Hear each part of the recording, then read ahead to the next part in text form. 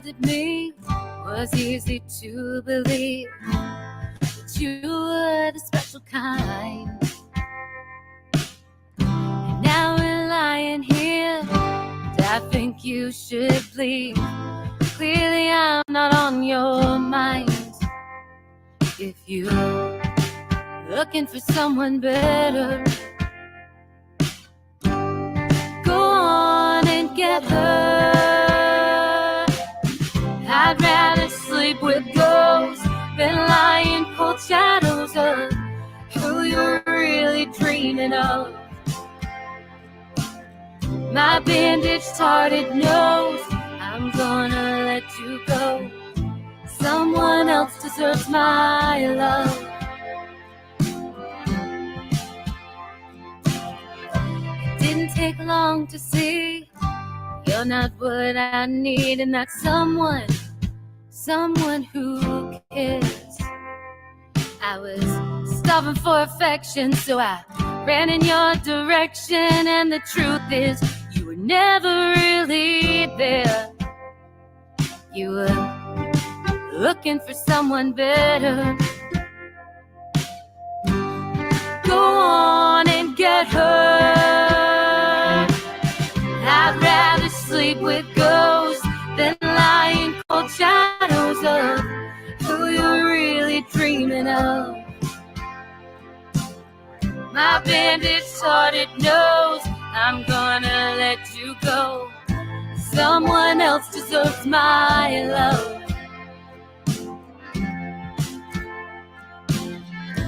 There's no use in trying or asking why.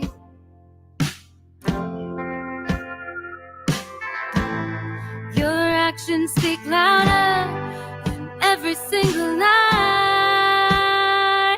Oh, I'd rather sleep with ghosts than lie in cold shadows of who you're really dreaming of.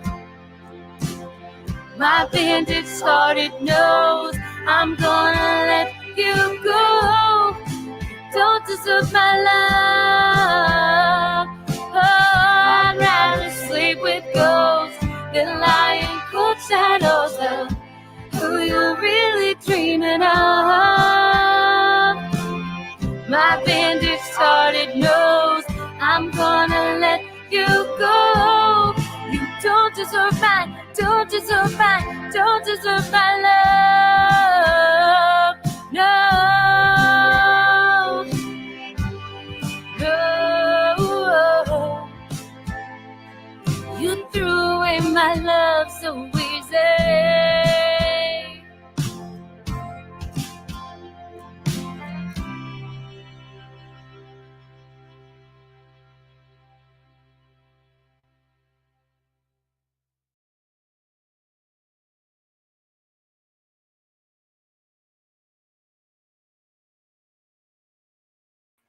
All right, folks, that was Jacqueline Reinhardt from St. John, New Brunswick here with her song Sleep with Ghost.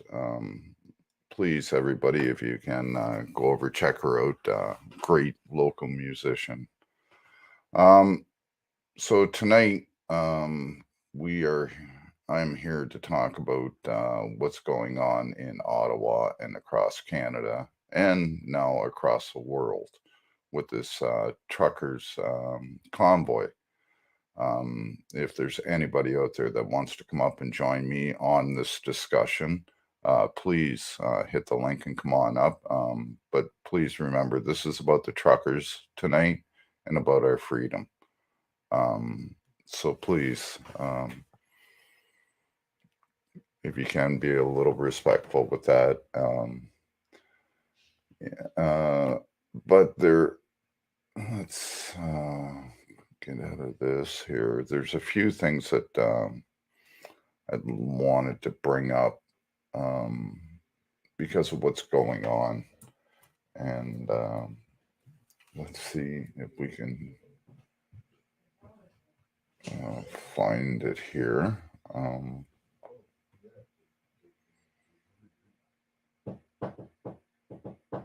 Oh, can you guys hold on a minute, please?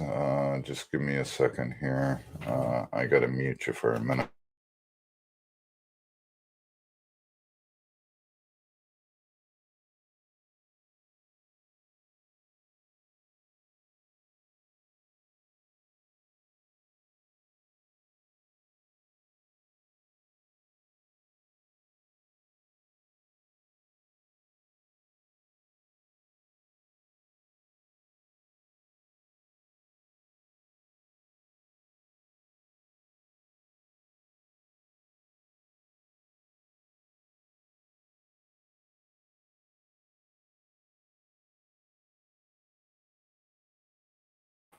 Sorry about that, folks. People, I can't right now.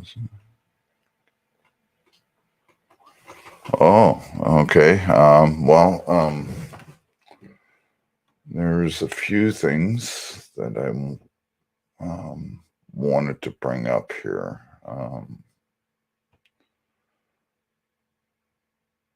Where is it now?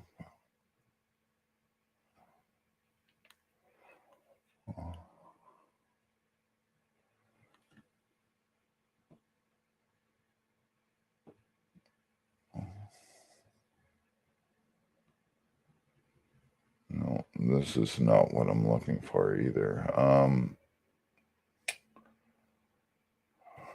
Man, we got 3 people here, and if there's anybody out there that wants to come up and talk about the truckers and your freedom, please feel free to hit that the link and come on up.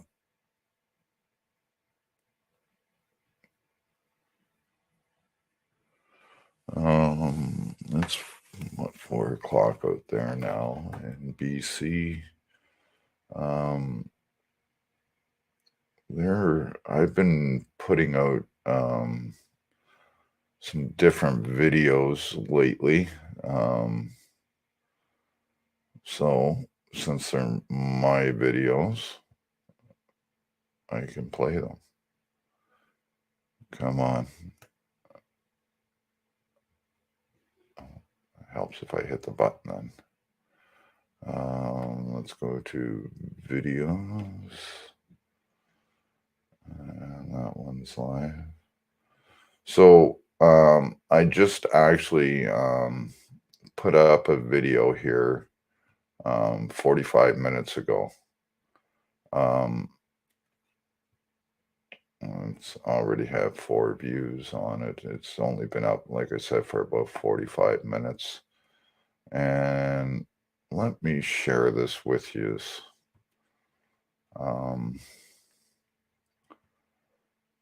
Now,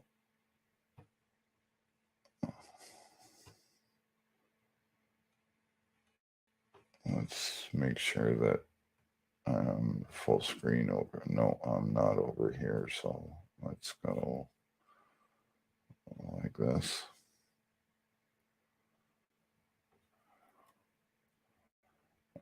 And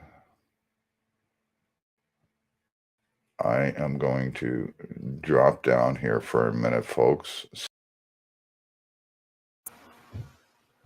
Hey, folks, this is a quick video from Rebel News out in Coutts, Alberta. This is what the RCMP are doing. Now, if we did this to their equipment or that, we would be charged heavily, and we would get years in jail for this. But just watch this, folks.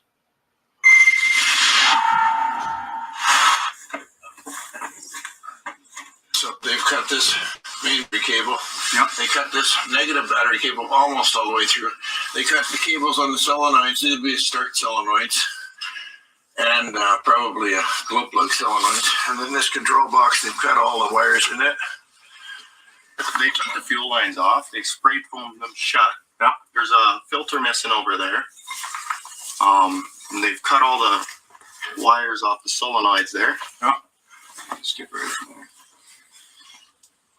Yeah, and then on the other side here.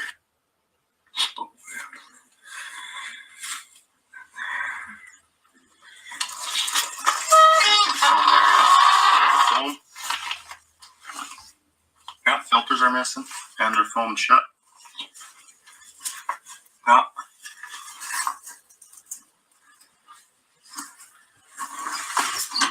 A few of the boys brought up some equipment here and they parked it on private land with permission from the owner to park it here. RCMP, they had it parked within view of the highway. RCMP requested that it be moved out of view of the highway, so we've obliged them. After it was moved here, somebody sabotaged the equipment. There's wires cut, there's filters removed, spray foam put up, fuel lines. Like these things, all three machines, they're valuable machines. And it's going to take a lot of work to put them back into order. I can't see that happening. Like there's parts missing, parts have to be replaced. There's a lot of labor that's got to go into fixing these things before these fellows can use their own equipment again. Well, good news, everybody. Rebel News has decided to help us out with lawyer fees, which we really appreciate. Thank you, guys.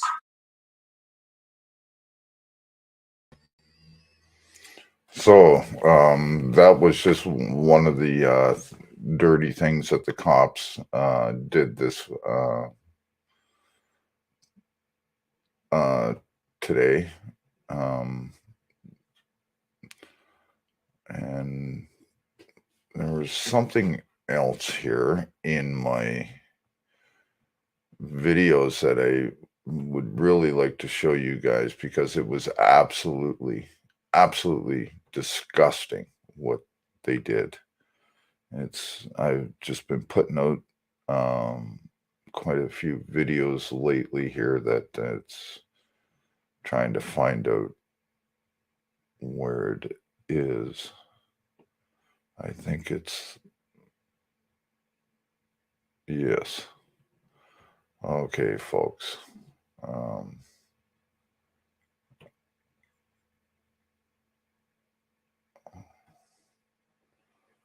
Let me come back here. And I have another video that it was disgusting. This video is about 13 minutes long. I'm probably not going to play the whole thing. I may even skip through a little bit of it. But again, this is Rebel News covering what happened in this major arrest in Ottawa. So hold on here, folks. Let me make this a large screen, make sure that everything is copacetic on this side.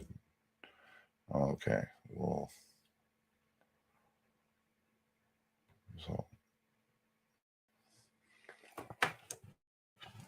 and yes, I'm on Twitter now, Ashcam54.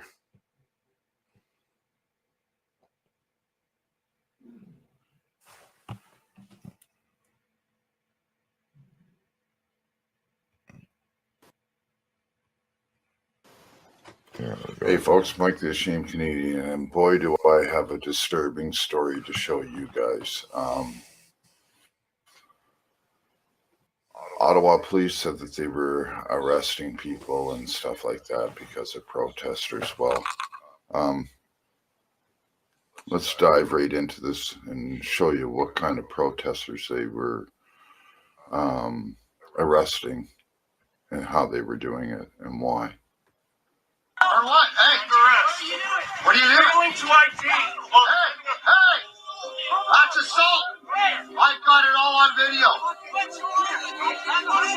Failed to ID. Yeah, you failed to ID. I went to turn away to walk away to the van, and I went to turn, and he grabbed me by the shoulders and then said, "You are under arrest." I'm afraid to go out of the house. I'm afraid of them. They made me afraid. All donations there qualify charitable.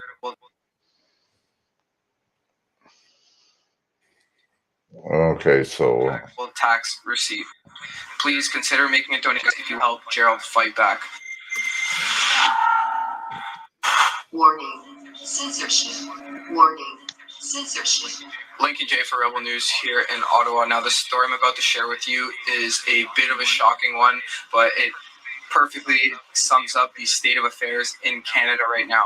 Would you ever think that you'd be roughed up, tossed around by police officers for simply honking your horn? Well, I'm about to show you just that. Check it out. Or what? Hey, what are you doing? Going to IT. Hey!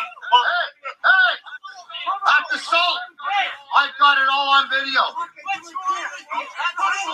Failed to ID. Yeah, you failed to ID. Get back. Hey!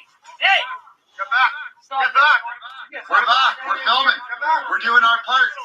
Get back. It's all on video. No, don't say anything. Don't say anything. Hey, Rich, stand down. Stand down. Stand down. Rich, no, it's peaceful. No, let them. Attack me. Fucking not doing shit. Touch me. This is going right to the media. YouTube. What's your name and badge number? What's your name and badge number? What's your name and badge number? What's your name and badge number? Look, you're hurting an old man, a Canadian citizen. It's communism. This is communism. He's scared. Communist. You stand with the communist government. Call your police chief. He'll back you up. Call the police. That is just simply tough to watch. The individual in that video is a man by the name of Gerald Charlebois, a resident of Oxford Mills, which is just outside of Ottawa. Now, on that day, he drove in to the city because the truckers' convoy. Okay, folks. So, welcome, Canadian Rights Review. Thanks for stopping by, brother. Hey, how's it going? Not too bad. Just trying to do a bit of an update on, what's going on here in Canada and around the world. Well, that video, it's I guess a lot more Canadians, if they start digging a lot more, are going to be more surprised, because I saw that video early on before Rebel News got a hold of it, and it was just coming out when I first saw it, and I actually watched it considering putting it on my channel, and after looking at it, I was like, well, that's no big deal. We see worse than that all the time in the kind of videos we look at. So I didn't feature it on my channel, thinking it was kind of a non-event.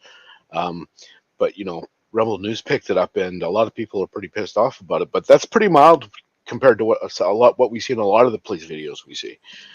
Yeah, and no offense, but that's a problem that we have in this country, is that and no offense to you, and I respect your decision of that, but we have people that just think that it's just a small event, that it's nothing, and all these little nothings have built up to the way that the police are now, where they have unions that protect them from all this stuff. Well, because they've been getting away with it for so long. Well, correct, and I don't disagree with that. But if you actually watch the whole original video of that, there's two issues that kind of give the police a little bit more credibility in that, and that is, one, the guy who's filming that video is telling before the cop grabs him, he's telling him he doesn't have to show him his license. He's talking like he's an American. They didn't have just cause to pull him over. So that's one of the reasons. And the other reason is the older gentleman was going to get his ID. That's why he was hand. Right. He had his wallet in his hand. Right. That's why he went to the back, because he thought he had it with him, but he realized he didn't. He had put it in the back. So he went to the back to get it. Yeah. Just before the cop grabs him, the guy again behind the camera tells him, you don't have to show ID. And the old man believed the guy with the camera. So that's when he went to walk away from the cop and said, okay, I don't have to show you. That's when the cop grabbed him. Yeah, but still. No, absolutely. Still, I mean, he got pulled over for honking his horn. It's bullshit. Absolutely. Yeah, which is, it shouldn't have happened to begin with, which led to all these other things that the cops did. The cops didn't have to rough him up that way. No, they could have explained to him in a polite way, that it is the law. If you're pulled over by a police officer, it is the law that you have to show it, for any reason. If you're behind the wheel, if you're pulled over, that's the law in Canada. And if they would Absolutely. have, but I if they don't would have disagree, Ash. explained that's I the don't thing. disagree at all, Ashcan. You know I don't. I'm Yeah, just yeah, trying to yeah, paint yeah. a complete picture. Hey, That's all. yeah. And I can see how a lot of people will side with the police on this. And honestly, I can't see how anybody could, considering that it was $110 fine that they gave him. They left him bloody and everything. For what?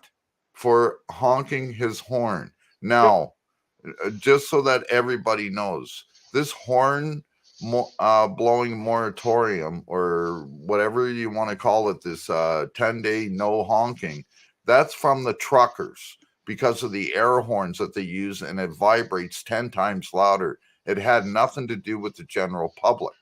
It Well, was even if all had to do with the truckers. well, and here I'll come more to your side on how you're taking this. It is yeah, it's a 10-day injunction. You know what? They didn't. That doesn't flash on across everybody's dash when they put the key in their ignition.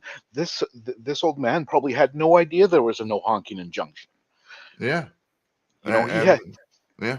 But yeah, if we don't know the law, we're held to the full extent of the law. But if the cop doesn't know the law, he gets off on it. Right. And this is a big problem that we're having. And this is what I've been trying to expose for almost 40 years. But nobody wanted to listen. And now look at the state of our country. If people would have actually listened and stood up to all these small things that were happening in the past, all of this shit that's going on now wouldn't be happening now, because we would actually have people that know their rights. But now we have a dictator in that, I put out another video today showing the background on how he loves the way that China is a dictatorship and everything. I put that video out there today. If anybody's wondering, the proper spelling for dictator is Dickater, dictator. Yes. Yeah. Is my playlist for this video? Is my playlist for this video? Let's go. If you go onto my channel, let's go. I probably put out about 15 videos in the last 5-7 days. So some of them are long, but you can find that video in there also. And the one that I did at City Hall just a couple of days ago, where the cops were called on me, and so all over these mandates. And like a lot of people don't realize that here in Canada, we have some of the strictest mandates in the world. But what people really don't understand is New Brunswick has the strictest of all of Canada. PEI is coming out of a lockdown. They've already announced it. Nova Scotia is doing it. Manitoba. Manitoba, Alberta. Yeah, no, New Brunswick said that they were going to phase it out, and it's going to take at least 3 months before we're able to get back to normal here. But yet everybody else can do it by the end of the month or by March 15th. But we have to wait till the end of May, 1st of June. Well, at least they're talking about, in over there, relaxing the mandates. In BC, they've doubled down. They've just added mandates here last week. Yeah, but again, they're not as strict there as they are here. They're pretty. They're pretty. I mean, I think Quebec. I think Quebec's probably had it worse. We haven't had the curfews in the rest of Canada. No, and yes, Quebec does have something that's worse than New Brunswick. They have if you're unvaccinated, you can't go to places like Costco and stuff like that right now. You have to show a vaccine passport in order to get in. Some of the major grocery stores and that they're doing the same thing. And now, what I've been trying to explain to people is all you people out there that have been enforcing these vax mandates, all you businesses out there, be prepared for the backlash, because there's going to be people that will not come to your businesses anymore because of it. And, I will be going out and I will be going to different businesses and that and showing how you guys are doing shit. I've been trying to put it out there how you guys, any restaurant, bar, anything, a coffee shop, any indoor venue, anything, even to go to a fucking museum here in New Brunswick, you need to have a vaccine passport. And the one museum's in a fucking mall where you can go shopping in one store and two storefronts down. You need a vaccine passport, but then the next store over you don't. And then you got a Tim Hortons. If you want to sit there, you got to have a passport, and it's just fucking ridiculous how they do it. And Ashamed. I'm going to drop down just for a second. I'm going to switch over to Chrome and come back so I can share stuff. Okay, yeah. So I walked through the mall. The mall it's half empty. Like the stores are gone, like literally packed up and gone. I remember just a couple of years ago, just before this all started, that mall was pretty vibrant. A lot of people would go there. It's right in the tourist district. We have 3 cruise ship terminals right there in that area. It's a very vibrant area, and now because of what's going on, half the mall is closed up. There's for rent signs everywhere, and half the stores that were in there are just closed. Even the variety store that was there was closed. And when you need a vaccine passport to go into City Hall to talk to anybody, then you know that there's something wrong, because there's no way in hell that they could pass or push that. It's 100% against the law. You're allowed to voice your opinion to any government official. Doesn't matter your health status or not, because that's straight out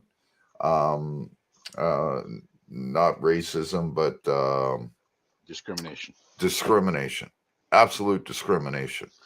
It's I haven't looked at the specific conditions across all the provinces to see what's in place, but in BC here, the province was careful when they put in vaccine passports to make sure it was only things that were non-essential.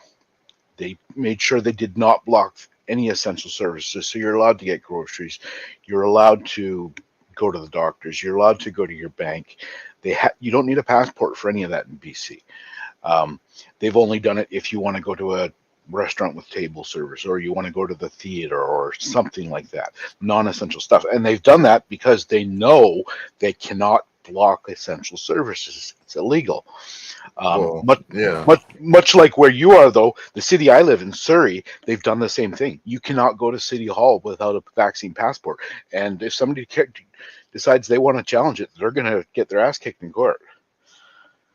Yeah, well, I plan on challenging this. Hey, KY Packer fan, good to see you. ATL auditor, keeper of the list, thanks for stopping in, guys. And I plan on pursuing this to the fullest that I can. My problem is again, it takes money to do this, so I'm still trying to deal with the last incident that I can't get any help on. I put pleas out there to everybody, and I can't get no help, no way to get these charges filed against this dirty cop that arrested me in my bedroom almost a year ago. Right. I'm still fighting. I've called lawyers, everything. Nobody wants to help. I've asked everybody here in YouTube land for help. And I have one person help me by getting me the name of the cop that actually arrested me. That was it. You know, I can't afford the filing fees or anything. So this cop is now going to get away with it. And legal aid won't help. Nothing like that.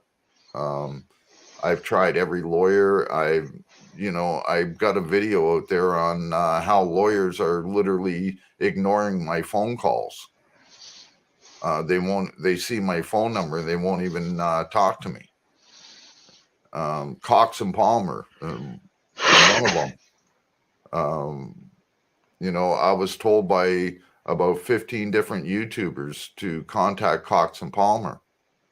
So I figured, there's like 15 different people telling me this, maybe I should contact them. I contacted them, gave them the information, everything. Waited 2 weeks. Nobody ever got back to me. I called them back again and I asked them, I said, is anybody going to get back to me? I left a message almost 2 weeks ago. Doesn't anybody have any balls anymore? And she fucking hung up on me and refused to take my calls now. These are the type of people that I've been coming up against. If you're on disability, legal aid is obliged to assist you. Maybe in the province that you're in, Keeper, but in New Brunswick, they're not obligated. They're not even obligated to help you if you're an habitual offender. So if you have more than 3 charges of the same charge, they don't even have to help you there. That's the way the justice system works here in New Brunswick. So, they don't do family law, legal aid here, or nothing. So, all these other ones, they tell you to find a lawyer that'll do it pro bono or that'll do it on contingency or whatever. And no lawyer in east of Toronto so far that I've contacted will do it. Part of the problem with the people who are against what's going on, beyond, they're just having the wool pulled over their eyes by the government and the legacy media. Part of the problem is they've been in that mindset for so long, they can't even get out of it. And I want to demonstrate this. I'm going to bring up some comments from a couple of my videos. Because there's a person who's been commenting on some of my videos, and it's somebody who disagrees with our stance, but they're actually on YouTube, they're commenting, they're trying to have a reasonable conversation with me, but they are so, I don't know, ingrained in their way of thinking, they're not even thinking clearly and logically, in my view. But if you want to bring that up when you can. I'm not sure if you're going to be able to see this well, but I'll read through it from my side. So the one I'm talking about here is the Great Canadian down at the bottom here.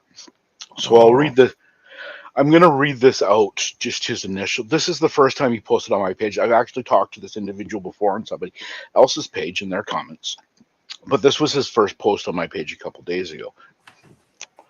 So terrorism and/or violence does not always mean physical attacks on people. This can be intentionally attacking the rights of people. If groups decide they are going to stop people from earning a living until demands are met, that could be considered terrorism violence. The truckers have shut down the Ambassador Bridge, which is a privately owned company. 5 auto manufacturing facilities have been shut down, and there must be supporting business, both Canadian, that will end up having to lay off workers. So when does a peaceful protest and well-intentioned protest become tyranny? So basically here, he's against the truckers. He's saying the truckers are shutting down business, even though there might not be overt violence or terrorism.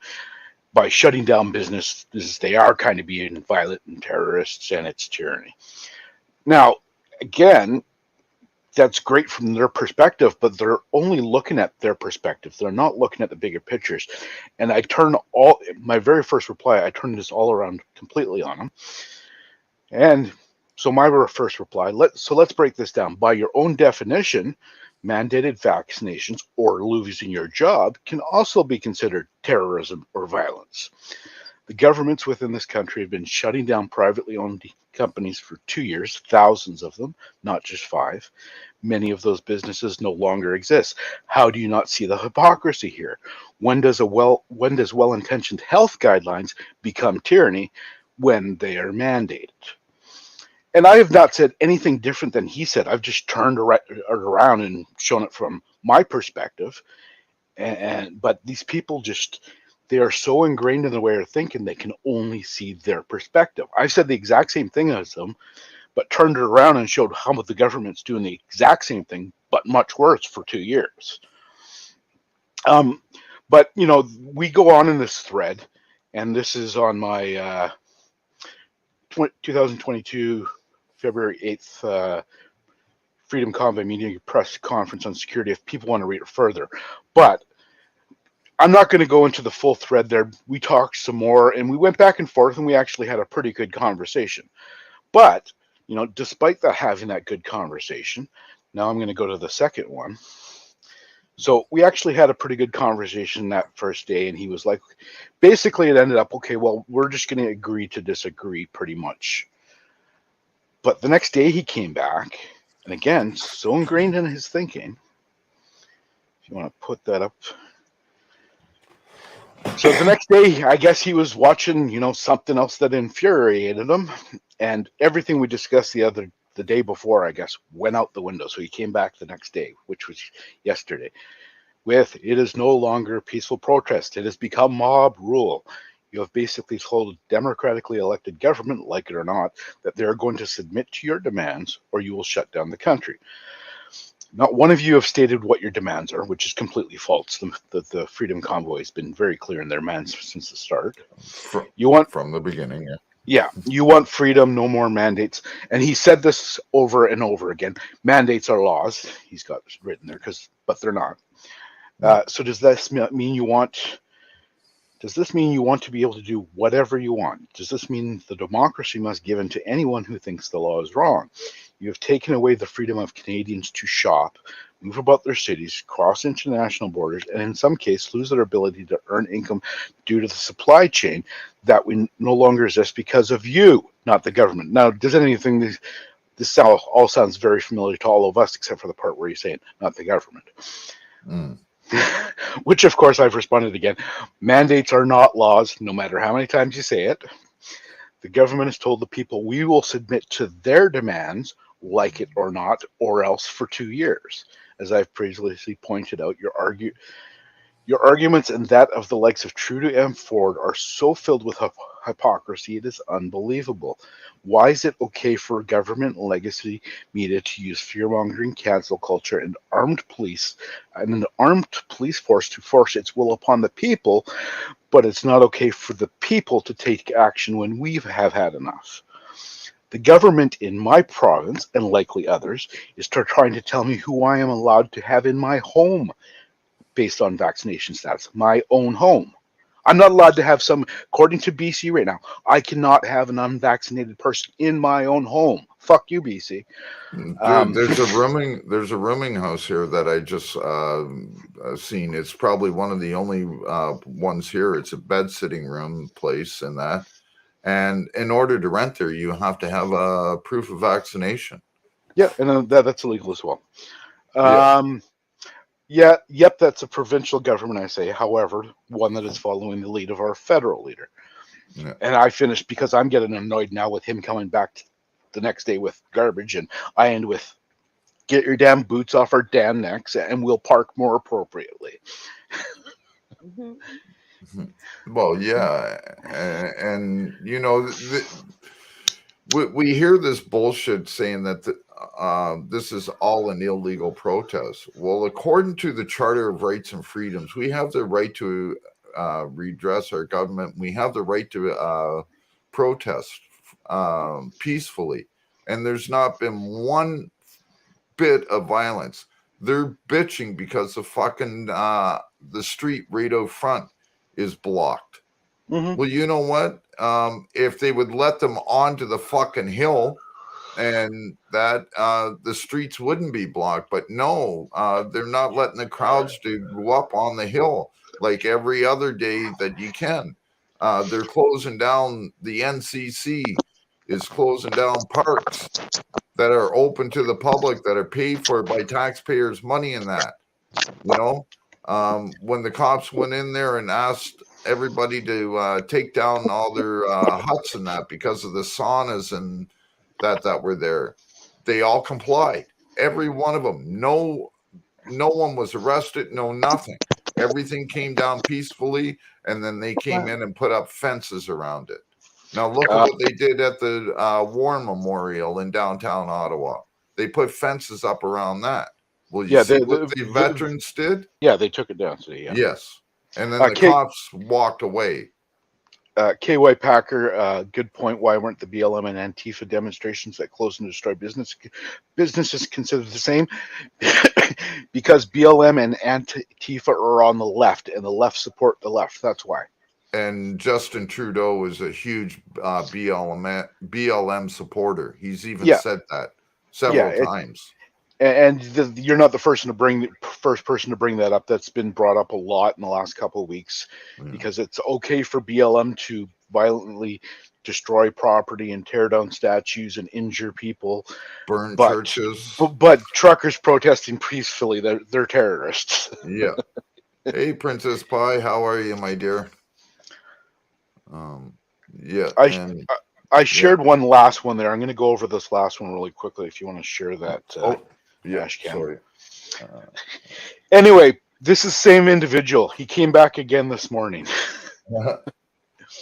And again, this is one of the news releases from the official people involved with the Freedom Convoy. That's not me in the video, but some of these people have a hard time understanding that. So today he came back and said, as a constitutional lawyer, please explain what parts of the charter are being violated. Of course, anybody that is familiar with my channel knows I'm not a lawyer of any kind. I'm just very good at research. It could be said that the protesters, including those all across this nation, are violating Section 7 of the Charter. Everyone, blah, blah, blah, blah, blah. It's basically the, right to life, liberty, and security. Now, again, if you're going to argue with somebody who knows about this stuff, you might want to do your research first. Because I'm not going to go, like I said, into full detail here, but the Charter applies to the government. It protects the people from government. It does not apply to people to protect people from people or protect the government from people. It protects the people from the government. Right. So this guy clearly doesn't even know the very basics of what he's talking about by saying that people protesting are violating Section 7. It doesn't apply to us. It's there to protect us from our government. But in my first reply to him this morning, I point that out, and I actually list the various sections of the Charter that have been violated by the government in the last 2 years. In my second post, I actually go further, and I bring up the Canadian Human Rights Act, which does apply to everybody. Yeah. And I go to point out how the government and private business has been violating people's human rights for the last 2 years. Yeah. So this is an example. This guy, 3 days now, he's been on my channel. And initially, the first day, even though he disagreed with me, he was having an appropriate and a respectful conversation. But he's so indoctrinated into the way of thinking, he cannot see the hypocrisy in his very own arguments. He can't see the other side. He can't see the big picture. And he's just getting madder and madder and coming back with bullshit. Yeah. It's so. Oh, he hit the wrong button. He'll be right back. How are you, Michelle? Are you there? Michelle?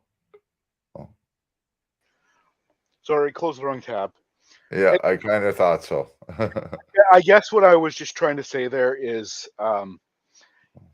I don't know if it's just an indoctrinating thing and a stubborn thing of watching too much TV. But even though it can be infuriating sometimes, I guess what I'm trying to say is, I guess we'll have to try and be a little patient with these people because it's really not getting through their fucking heads. Yeah. Yeah. How are you tonight, Michelle? Can you hear us okay? Are you muted?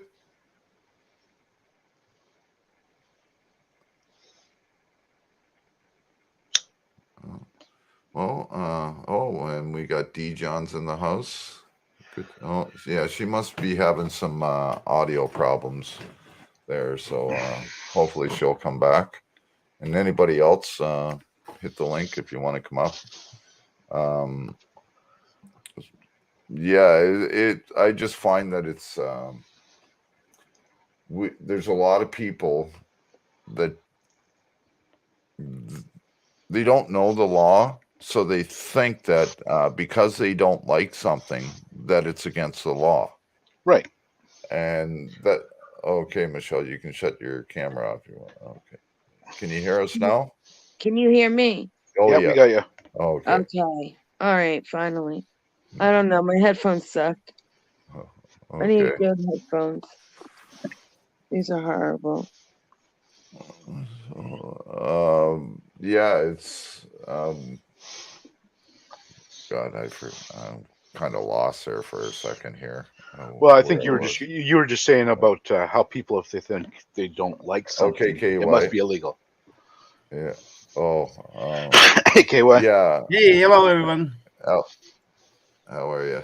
So Hello. yeah, everybody thinks that because they think that it's illegal, it's illegal. We got how many people get the cops called on them every day because they got a camera in their hand? Yep. How many people get butthurt every day because somebody says something to them? Watch out, that camera is fully loaded. Yeah. Yeah, well, it's no different than what we see all the time in the auditing community. And people, if you're going to be critical, that's your right, but do a little critical thinking first. Yep. Yeah, like I was some kind of thinking anyhow. Yeah. I was walking through the mall, and the lady from the lottery corporation told me that I wasn't allowed to film inside there. Well, for one, you're a government agency, so I'm allowed to film any government agent in the course of their duty, whether they're on private property or not. And the mall is connected to City Hall, and the mall also has a museum in there that's funded by the provincial government. So they cannot tell me that I cannot go in there and film. Period. It's open to the general public, and unless I'm doing something illegal, they cannot tell me that I cannot film in there because of the access to government services, taxpayers' services that are in there. So these are the kind of people that want to, because they get butthurt and they don't want to be on camera, they call the cops right away. You can go to, like I was in City Hall, and because I asked for a complaint form in that, mind you, I could have been a little nicer, but why should I? People say that I've got a few messages saying that I jumped the gun a little easy, quick and stuff like that on that last video. But what they don't realize is that I was there a week or two before that, and I seen the exact same sign and told them then that it was illegal for them to have it there. But I'm just a nobody apparently that doesn't know the law or anything, and I'm just a measly peasant that No. I have a question for KY. Sure. There. Well, I haven't seen you on any of the Canadian channels for a little while, so I wanted to ask you, as an American, what do you think about what's been going on? I support them truckers. Yeah, I do too. I haven't been on because I've been just dealing with my grief with my wife passing away. Because I don't know if you know that she got the COVID shot and it killed her. No, I hadn't heard of. My condolences. That was back in September. She got it in March. 3 days later, I had to rush her to the emergency room. She was on a ventilator for 2.5 days. She was in the hospital about 10 days. They couldn't figure out what was wrong with her. They sent her to rehab because that's what she had been at home for. But everything started tasting bad, sour, rotten, spoiled, you name it, for something bad food, but everything tasted bad. She couldn't stand the taste of anything, and she said it was tremendous. And if she did eat more than 6 or 7 bites, 5 or 6, 7, depending on the size of the bite, she would throw it up within a matter of an hour or two. Beside that, it had a metallic taste to it. And about 3 weeks after she had the shot, she got thrush, which normally just bottle feeding babies get. Yeah. I mean, my wife was 65 years old, not a bottle feeding baby. And all of a sudden she got thrush. And she couldn't eat. We tried fresh water, fresh soda, fresh tea, ice cream, cheesecake, fresh fruit, melon, grapes, you name it.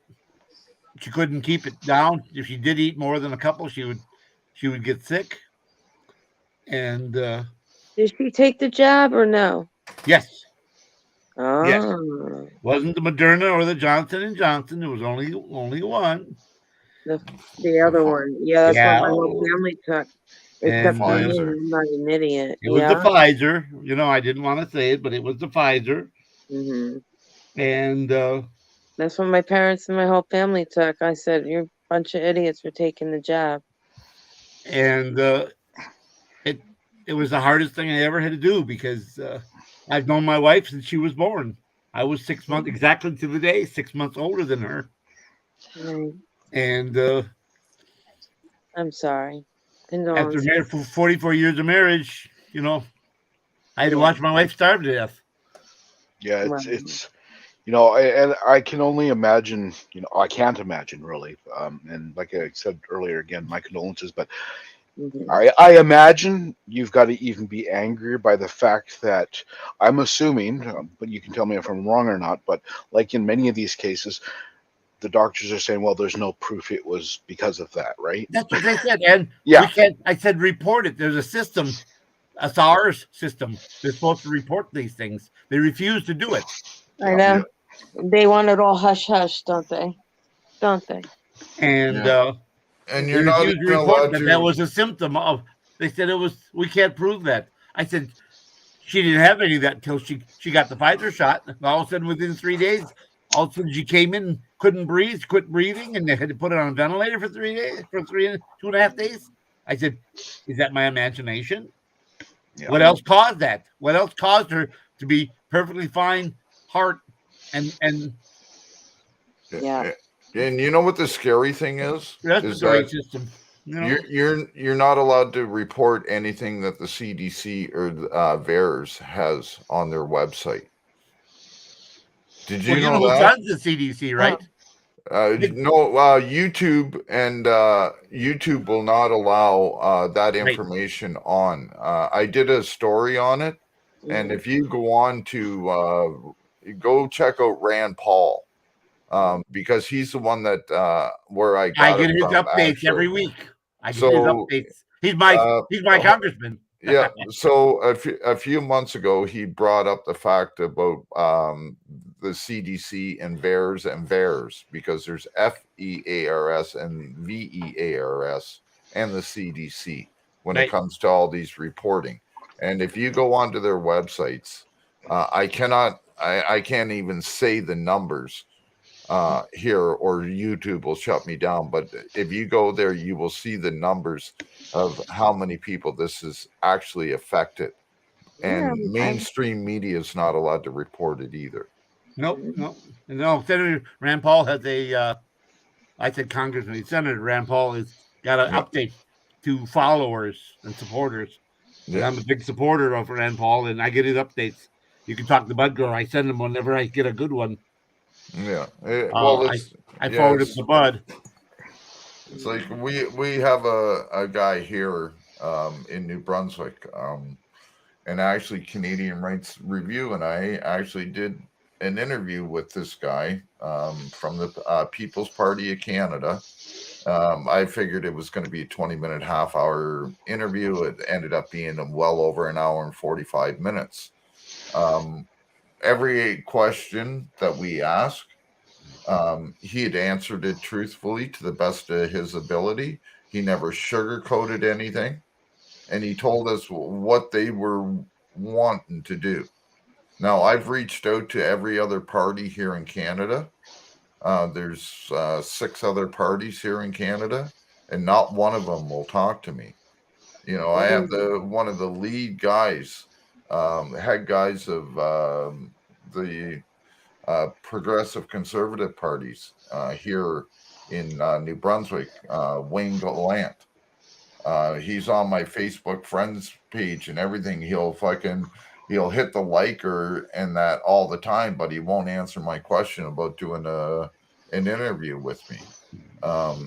You know, if the People's Party is willing to do one with me, and put it out there, why wouldn't the rest of them? If they want the average person's vote, they should be talking to the average person.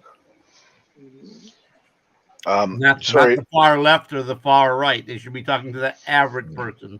Yes. When we're talking far left and far right, I want to make a point, and I think it's probably apparent to most people here, but I'm going to make it anyway. I've been seeing videos popping up on, some of the anti-protesters channels the last couple of days, and they are trying to discredit this entire movement. Of course they are.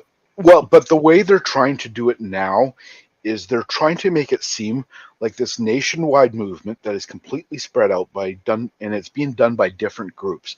They're trying to make it sound like it's all one group that's leading this thing, and picking people out who are maybe less reputable and have had more controversial backgrounds and saying they are representing this whole movement. That is not the case. For example, what's going on in Ottawa and what's been going on the Windsor Bridge and what's been going on at the Coutts border, I mean, they all have widespread support from like-minded people, but these are not the same groups running these things. These are all different groups of people. Bell Edmund was telling me the groups in his area are different than the ones associated in Ottawa and by the bridge. Right. So, but what people are trying to do now is just trying to say it's all one group, and look at these bad people in this group, and look at this bad person in the group. It's not the same group. Nope. It's a whole bunch of different groups. It's a whole bunch of different people. They're just all tired of what's been going on. Well, you got the truckers that started it. They're the only ones that actually had the balls to start it, and people wonder, why is it that it's only the truckers doing it? Well, they're the ones who actually had the balls to. Well, even among the truckers, though, there are separate groups. That's what I'm saying. Yes. So there are the sheep truckers out there, but it was mainly the truckers that started this. But then they had the backing of the nurses union, the Canadian Nurses Union. If you look in almost every video that's out there on the ground right now, you go to Travel Fund 69, to Ottawalks, to all these different guys, and you will see right out front on Wellington Street, there's a red car carrier there. And it's got the Nurses Union flag right on it supporting them. Now we have labor unions that are starting to support these guys and come in. They're bitching about tying up a little bit of traffic in the downtown area of fucking Ottawa because it's the capital of Canada and these cowards won't come out to talk to us. So, of course, they're going to do that. But if they move them out of the cities, what's going to happen is that they're going to end up taken to the highways. And if that happens, the busiest highway in North America is the 401. What would happen if that got shut down for 7 days? Yeah. Be careful what you wish for. Exactly. Well, and Doug, Yeah, Ford thought about that when he declared a state of emergency because, well, I mean, they covered the downtown core, the 400 series of highways, they covered pedestrian walkways. So it's even illegal to, according to the state of emergency in Ontario right now, even to block the friggin' sidewalk. Yeah, well, did you see what they were doing in Windsor there? They were telling people that they were up off the sidewalk and everything. They were literally on the sidewalk, up off the street and everything. And all they were asking the cops is, "What are you going to do about the kids?" Well, they said, "We'll arrest everybody here if you don't leave, and we have Children's Aid Society on standby to take your children." Is exactly what the cops said in Windsor just a couple hours ago. So this is what's going on, and it's bullshit. So a lot of people, they ended up having to open that bridge up. But I guarantee you, within the next couple of days, if this doesn't, Yep, no, I agree. I know where you're going. it will be closed down again. Yep. There's a lot of word here in the States. The American truckers are getting ready to join them. Oh no, they're not getting. They are ready. Well, yeah, but it's more and more. I mean, yeah, more and more are, yeah. March 1st it starts, and everybody is meeting up in Coachella, California, and then on the 5th of March, the convoy leaves Coachella to Washington, D.C. So there is a one that's already planned. It's in the works, and there's thousands of truckers that are joining this that have already signed up for it. And they already have the funding and everything for it to pay for the fuel. But yet here in Canada, if you set up a GoFundMe and that, the government will take it away. Well, they didn't. They did. Well, at first they froze it. The GoFundMe one was frozen, and then they had to reimburse everybody the money. And then they have another one called Give, Send, Go, which just raised almost another $10 million that is now frozen. Well, it is and it isn't. The Ontario Superior Court of Justice in Ontario has issued an order to freeze the funds. The funds are not actually frozen. They are in the states where the Court of Ontario has no jurisdiction. The funds are fine now. They might have difficulty getting it to the truckers, but right now the funds at Give, Send, Go are not frozen. Well, Justin Trudeau even said that he's going after people's bank accounts and everything. So any bank activity that now this just come out today, that if you support these people, they will know, and he is coming for you. Is exactly what he said today. Yeah, but and you know what? This leads me to my next point, because I wanted to make this point. You know what the truckers are doing. I understand why some people are upset about them blocking border crossings and obstructing trade. I can understand why people are upset with that.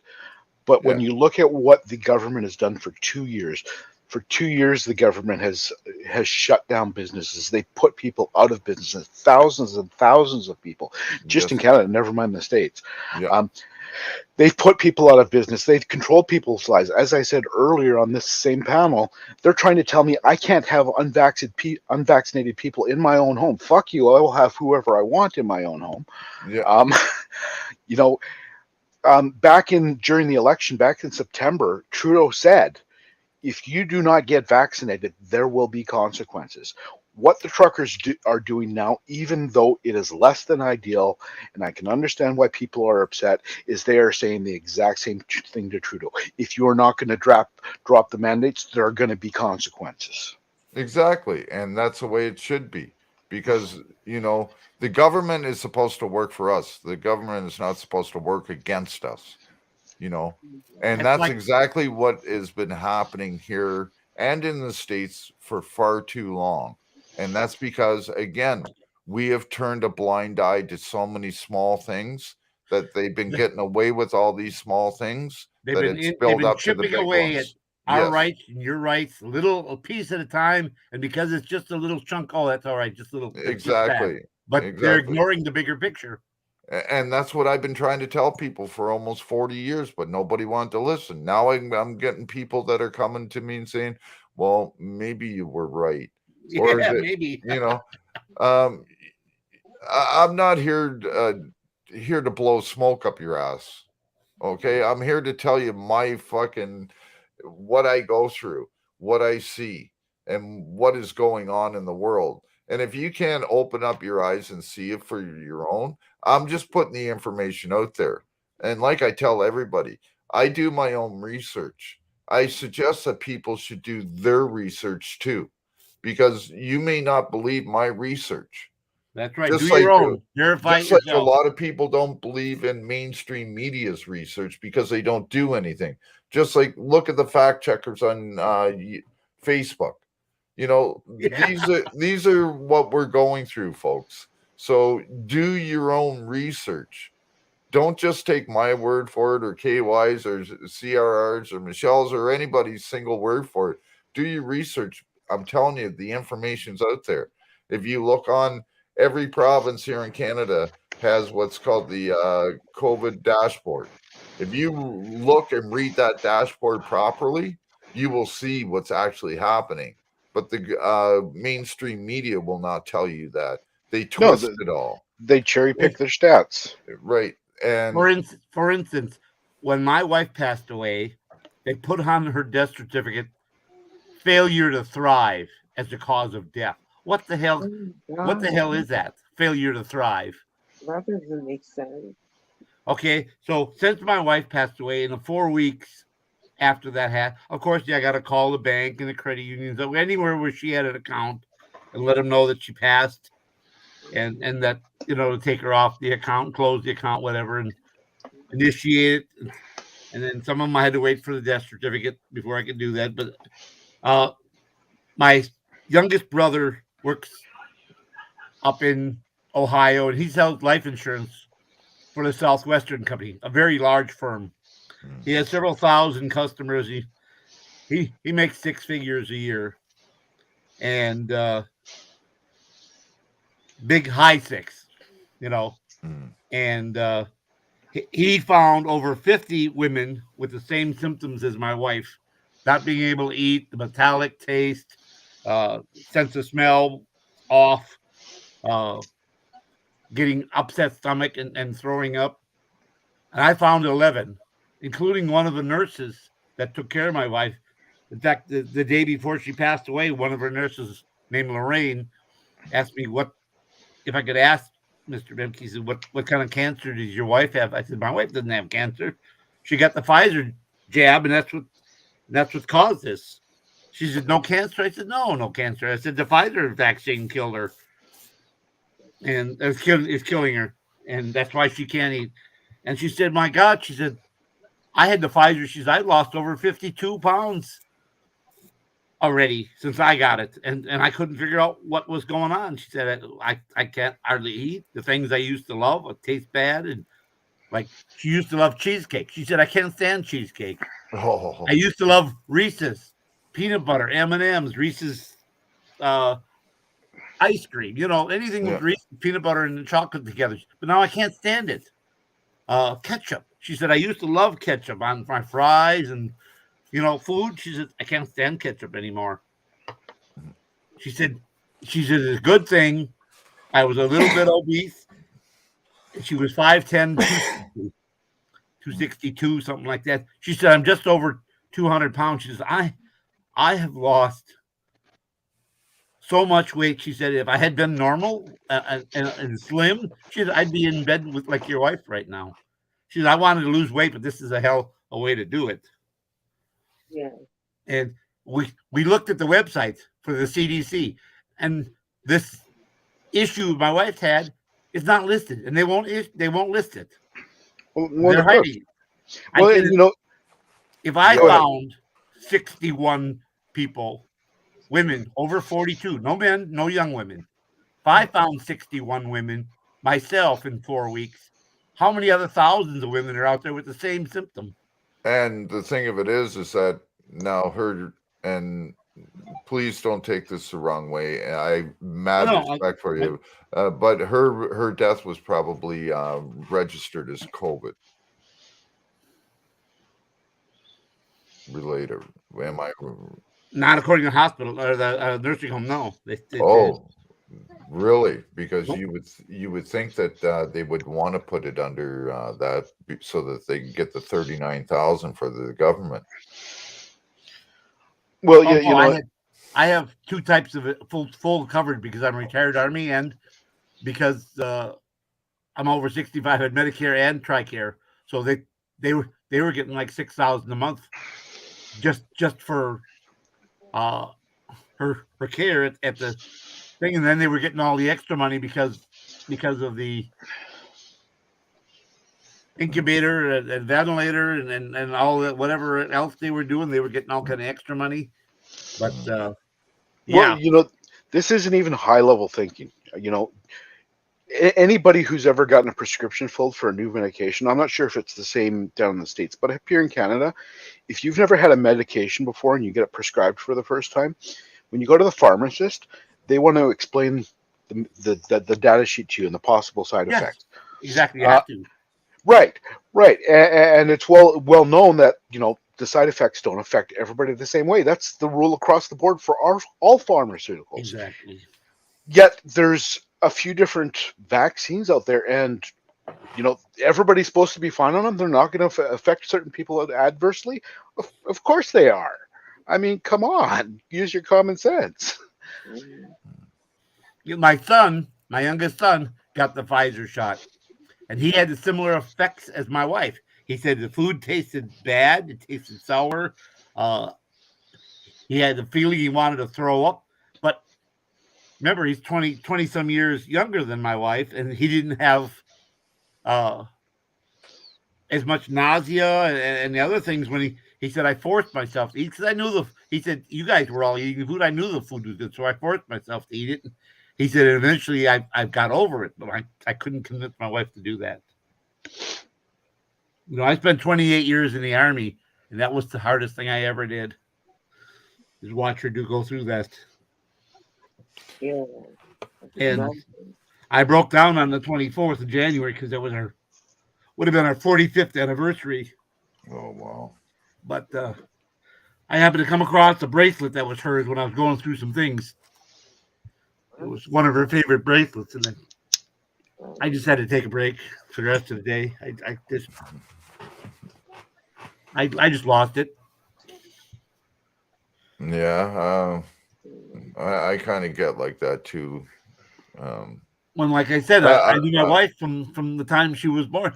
My father and her father worked together, and they worked right next side by side at Everett Outboard Motors, making outboard motor engines, and for 15 years. And then he got on the 9.9 and 15 horse line right in front of my father when they started making the smaller engines. My dad stayed on the 25, 33 horse line because my father-in-law was a good 100 pounds and 10 and 12 inches shorter than my dad. My dad was 6'4". And Eddie was not. He was only 5'4", 5'5". He was much smaller frame than my dad. So my dad stayed on bigger engines. My father-in-law worked 10 feet from each other, and they would go and play cards. The families would go back and forth to each other's house and play cards. So I've known my wife practically, like I said, from when she was born, as long as I can remember. I've known her, but we didn't start dating until she was a senior in high school. But we got married the next year. Well, we'd already known each other for 18 and a half years. Yeah. We went to the same church. We were same Sunday school classes. We got confirmed together. We were Lutheran. We got confirmed. Our confirmation class started a teen choir at our church.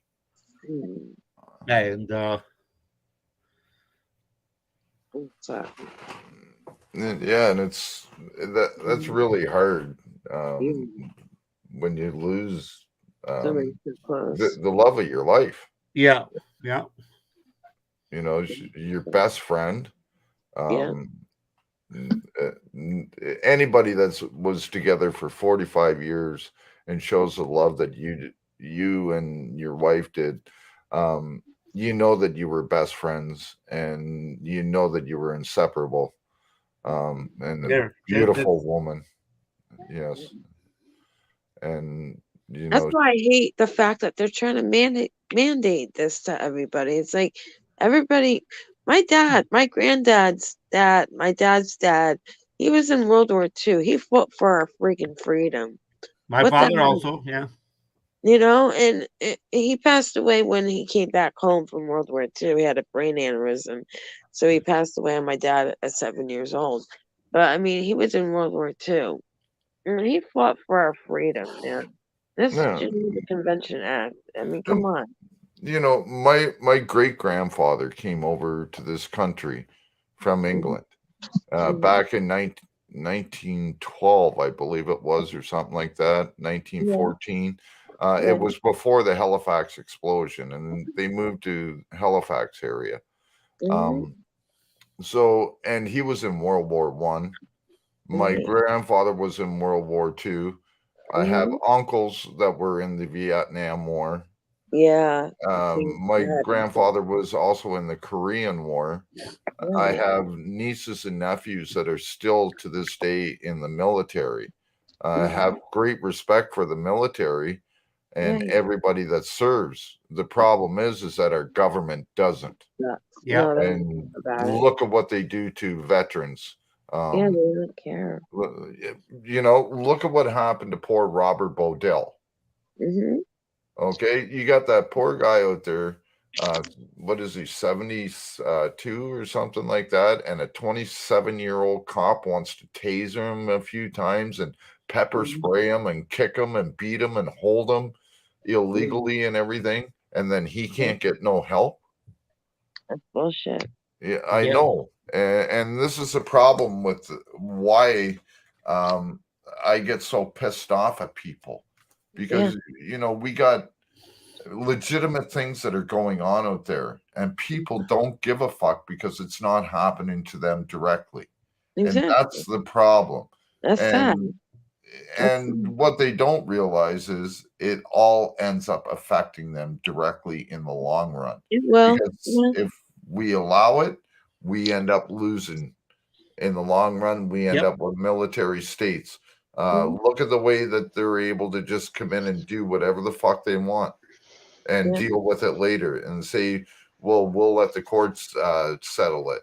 And, we'll do an internal review and make sure that we find ourselves, cleared of all wrongdoings, Got the fox guarding the hen house. Exactly. No, you brought up Bodell. What was that lady's name? Which in one? the middle of last year, that the 70-year-old something lady that they fractured her arm and they were. Oh yes, that was about a year and a half ago. Yeah.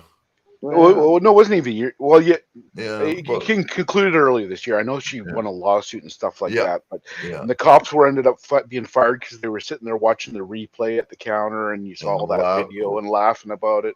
Yeah. See, this I'm bringing this up to illustrate to Shame's point of it'll end up affecting you, and it ends up getting worse. It's one thing to have somebody like SGV or Furry Potato get out there and get assaulted, and they don't deserve to get assaulted either, despite the fact that I don't necessarily agree with the way they do what they do. But they're younger, healthier people. But because police get away with doing that so much, then we have the Robert Bodells and that little old lady that was, suffering from dementia, and that now it's happening to older people that can't even that have no chance of even protecting themselves. Exactly. Right. Well, yeah. Look at we were just talking about earlier about the guy in Ottawa, 78-year-old man that got assaulted and arrested for honking his horn. Did you see V Team's comment at 8:16? His friend's 25-year-old son recently died after getting the second Pfizer. Yeah. See? What about the boosters? My oldest son's best friend, who worked with him. Now, my son's 45. His best friend was the same age. They both go to the gym that's funded by their company 3 times a week. It paid the gyms paid it for, so they would go 3 times a week. It was They're 5 allowed to or go 6 to. weeks, 5 or 6 weeks after his third shot, which was a booster. He had both the Pfizer's and then the booster.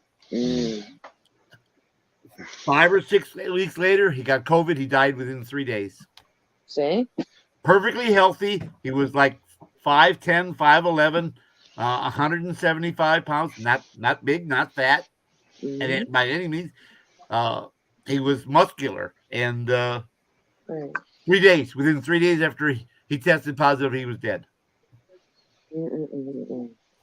Well, And so tell me, what good did that booster shot? What did those other 2 shots do? If 3 days later he got COVID and died. look at this rugby player, football player, soccer player, whatever. Where was that? I just about 2 weeks ago. Another one of these athletes. He was 26 years old. Had a heart attack and died after he'd gotten the shot. This has happened worldwide, but the mainstream media will not cover it. Of course they won't. It doesn't fit their agenda. Well, and the conspiracy that I've been kind of uncovering is the fact that the United States, 3 of the top 10 stocks that they own is one is Google, which is YouTube. That's why there's such censorship there. And number 6 and number 7, I believe, is Pfizer and Johnson & Johnson. So when you have stock in that, you have interest in that to try and make money off of it, you do everything you can by promoting it and that. Exactly. Justin Trudeau's doing this. Joe Biden's doing this. People all around the world have been doing this. We have 4, maybe 5 companies in the world that can make this vaccine. And when you have countries like Canada, with a country with only 38 million people, but ordering 70 million shots, booster shots in that, so that they can, when it comes to the stock, supply and demand is always the biggest thing. If you have a big demand and the supply is, trickling out, the supply is in high demand, but so that brings your stock up. That's called stock manipulation. Yes, and that's what Martha Stewart went to jail for, was stock manipulation. Because she had insider trading information, and she bought low, sold high, knowing it was going to happen. And these guys will get away with it. Martha Stewart did time in jail for this. But because they're government officials, they will get away with this. And this is the problem.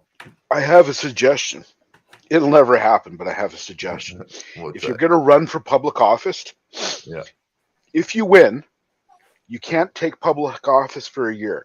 You have to spend the year after you are voted in living off income assistance. Because that's the big problem with a lot. Justin Trudeau is the big example. You think that guy's ever gone without a meal in his life? He was born with a silver spoon in his mouth. He doesn't know the common man. Even Trump has never been in a grocery store or in his life. Wouldn't know what to do or how to use a cart. They have no idea what it's like for the common people out here. It's maybe that would never happen, but it would sure be nice. If you're going to take public office, you have to spend a year living on $10,000 a year, and then you can come into office. I bet you'd have a whole bunch. Well, you wouldn't have a whole lot of people running for public office. Well, here's the thing. Maybe we got to change the system so you can't earn more than $100,000 a year if you want to be a politician, and that's for 5 years before you take office. How about that? No more millionaires with all their contacts and connections. Just average people. Yeah. Well, and here's no more than 3 terms in here's Congress or here's what whatever. I made last year. Oh, sorry, my social insurance, but Oh, that's what I okay. have to live on That's for a year. a year. Holy Yeah. shit! That ain't Now, good. before my heart attack and that, Right. that year in it was 2014. Right. That year I made $179,000. Right. I'm used to making, anywhere from 120 to 150, sometimes more, Right. $1,000 a year. Right. And now I live on $800 a month. Oh, That's my stuff that I have to put in order to do my taxes. That's all I need in a year. And then people wonder why I get so pissed off. Yeah. And why yeah. I can't do shit. Yeah. People call me pussies all the time because I don't go and file the fucking paperwork and that. What they don't understand is in order to file for a court here in New Brunswick, it's $150. Right. Just to file for courts, and then you have to pay. There may be additional costs in that you'll have to pay for paperwork and stuff like that. People don't realize that when you're living on this kind of fucking income that I have to live on in one of the most expensive cities in provinces in Yep. Canada, we have some of the highest rates per capita for rents here. We have the highest prices for dairy products and grain products like bread and stuff like that. It's $7.50 for a gallon of milk in New Brunswick, but if I go to Ontario, it's $3.99 a gallon. If I go to Nova Scotia, it's $5.49 a gallon. What's funny is it's here, ridiculous. Here it's like $3.49 a gallon for like say a gallon of 2% milk. Yeah. But if I buy a half gallon, it's 37 cents. Mm-hmm. Does that make any sense to you? No. 37 cents. 37 cents for a half gallon, but $3.49 for. Well, I'm not going to buy a gallon. I'm going to buy 2 half-gallon bottles. Oh, Hello. yeah, 74 cents, and I get a gallon. I get 6 of them for the price of a gallon. Keeper, I'm pretty sure that is his provincial social assistance. Yeah, I got that's all I get. That big plastic bottle, jug, or whatever you want to call it. That's what it was. It's expensive jug. That's what it is. Yeah. I mean, they love that. So yeah, they charge more for that big jug. Oh my God! What are you saying? It's not a lot different. I do slightly better, but on income assistance out here in BC, I'm at like 11,000 a year.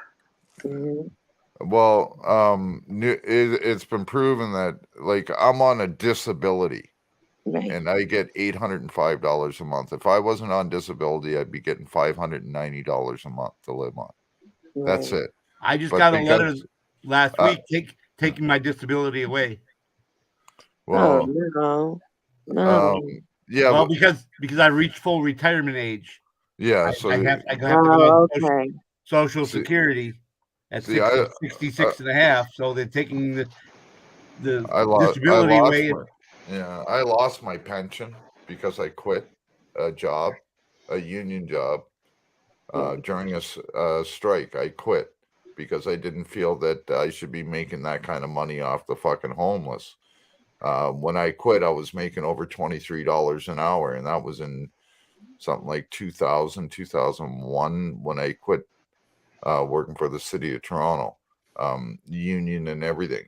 But because I quit, I lost 12 and a half years of pension. So, and because of that, I have to wait till I have to wait till I'm 65 in order to collect old age security, which is another 10 years for me. And they will not put me on federal disability in this country. They will only put me on provincial disability, which sucks because when the Trudeau government said that when he was running, specifically said for guys like me that are on a disability pension like this, that we were supposed to get what was called a basic income of $1,500 a month to live on. It happened in a few cities, found out that it worked so great that social services wasn't needed there, and then they canceled it. And now social services is back in that city, and No, we see you, Sweet Leaf. Hey, Sweet Leaf. you're not the only one here, so don't get your panties in a bunch.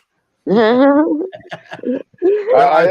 so funny. I am very fortunate because I worked at Emerald Outboard Motors, like my dad and my father-in-law, for 15 years. I put 28 years in the military, and then I retired there. Okay, 27 years, 11 months, and 17 days. I call that 28 years. I'm sorry. Yeah. I'm 13 days short. That's close enough for me. I just say 28 years. I received that retirement, and then I get my Social Security as well. Well, a keeper. I make over $85,000 a year retired. And hold on.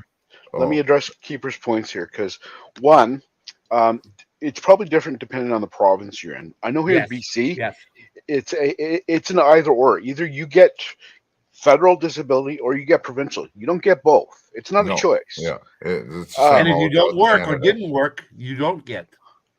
In addition, applying for this thing or that thing and the other thing,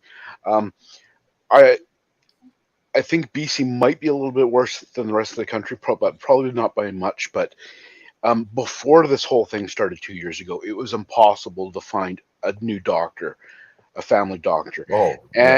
And all these things that you're suggesting to apply for require paperwork from doctors. Yep. Confirmation. No, and just so that you guys know, you guys might even seen it recorded on some of the live streams that I've been on, and that I literally have been without my medication for months. I wound up in the hospital and everything. I can't get a doctor in this where I am in this city. No, not even. I can't even go to walk-in clinics. They will not see me. Wow. So I've been having to go. I had to go to the hospital once, and then I had a heart attack, and I had to spend some time in there for a few days, get some stents put in. But every time they want to do these stick this fucking swab up my nose and tickle my fucking brain or what's left of it, and that's I can't go there. They will not give me my medication and shit like that.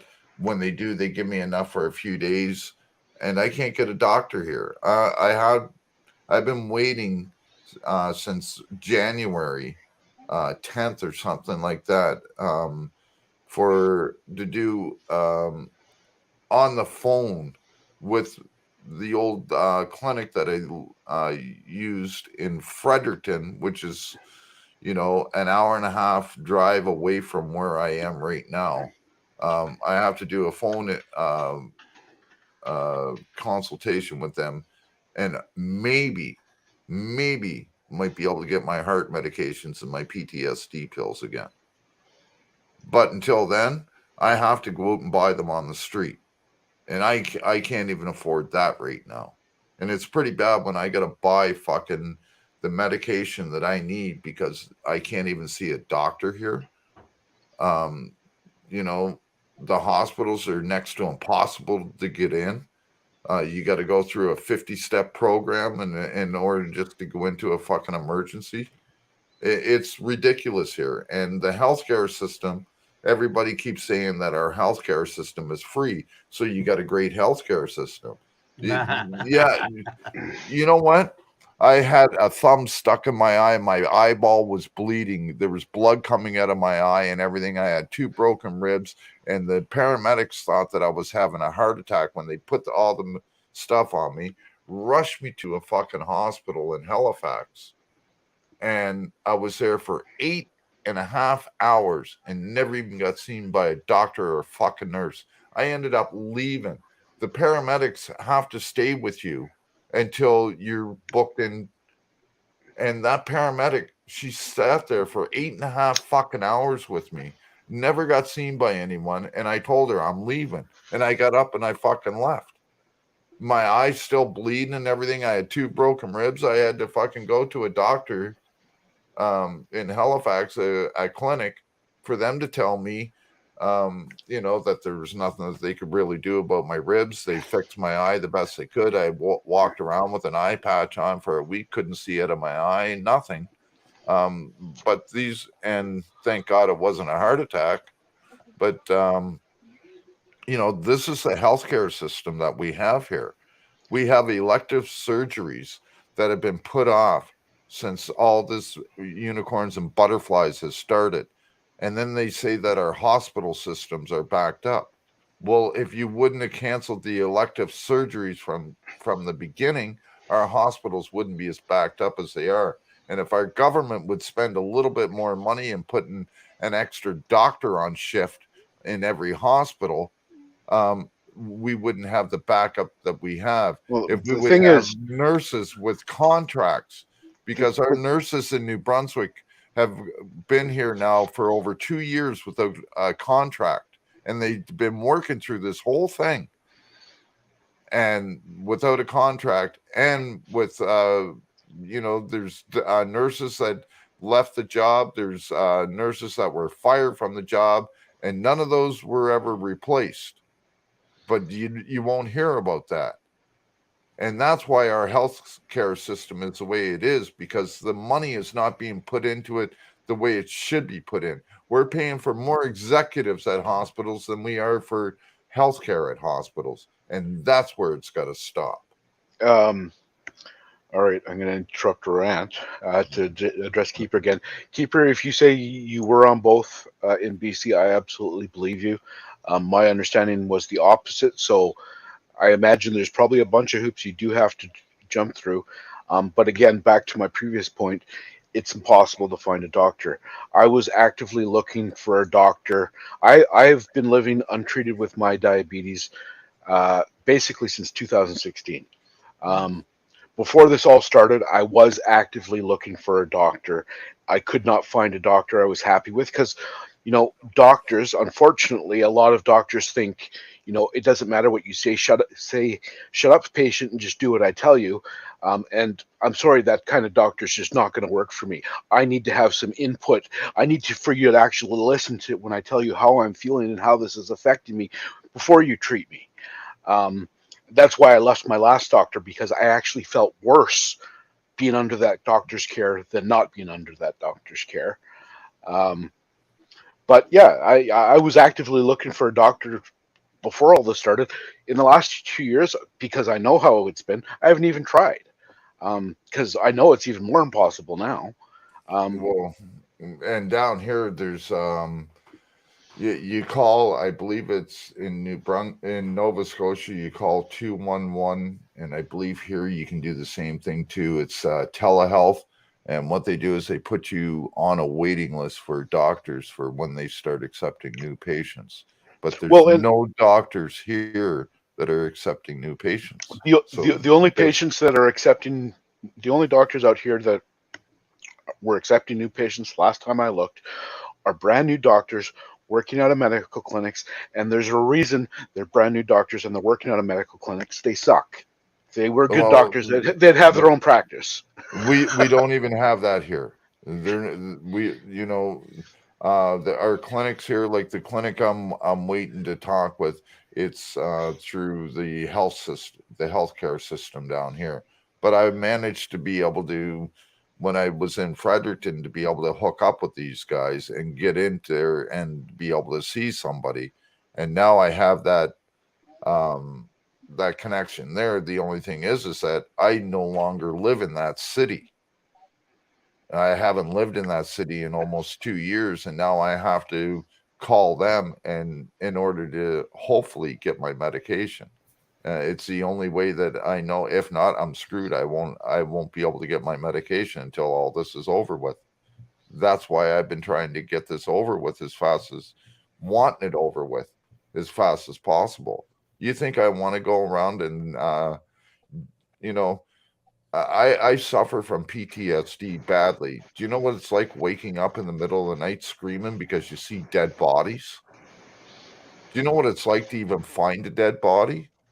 A lot of people don't know what that's like. And The I've smell. found out You never forget the smell. Never.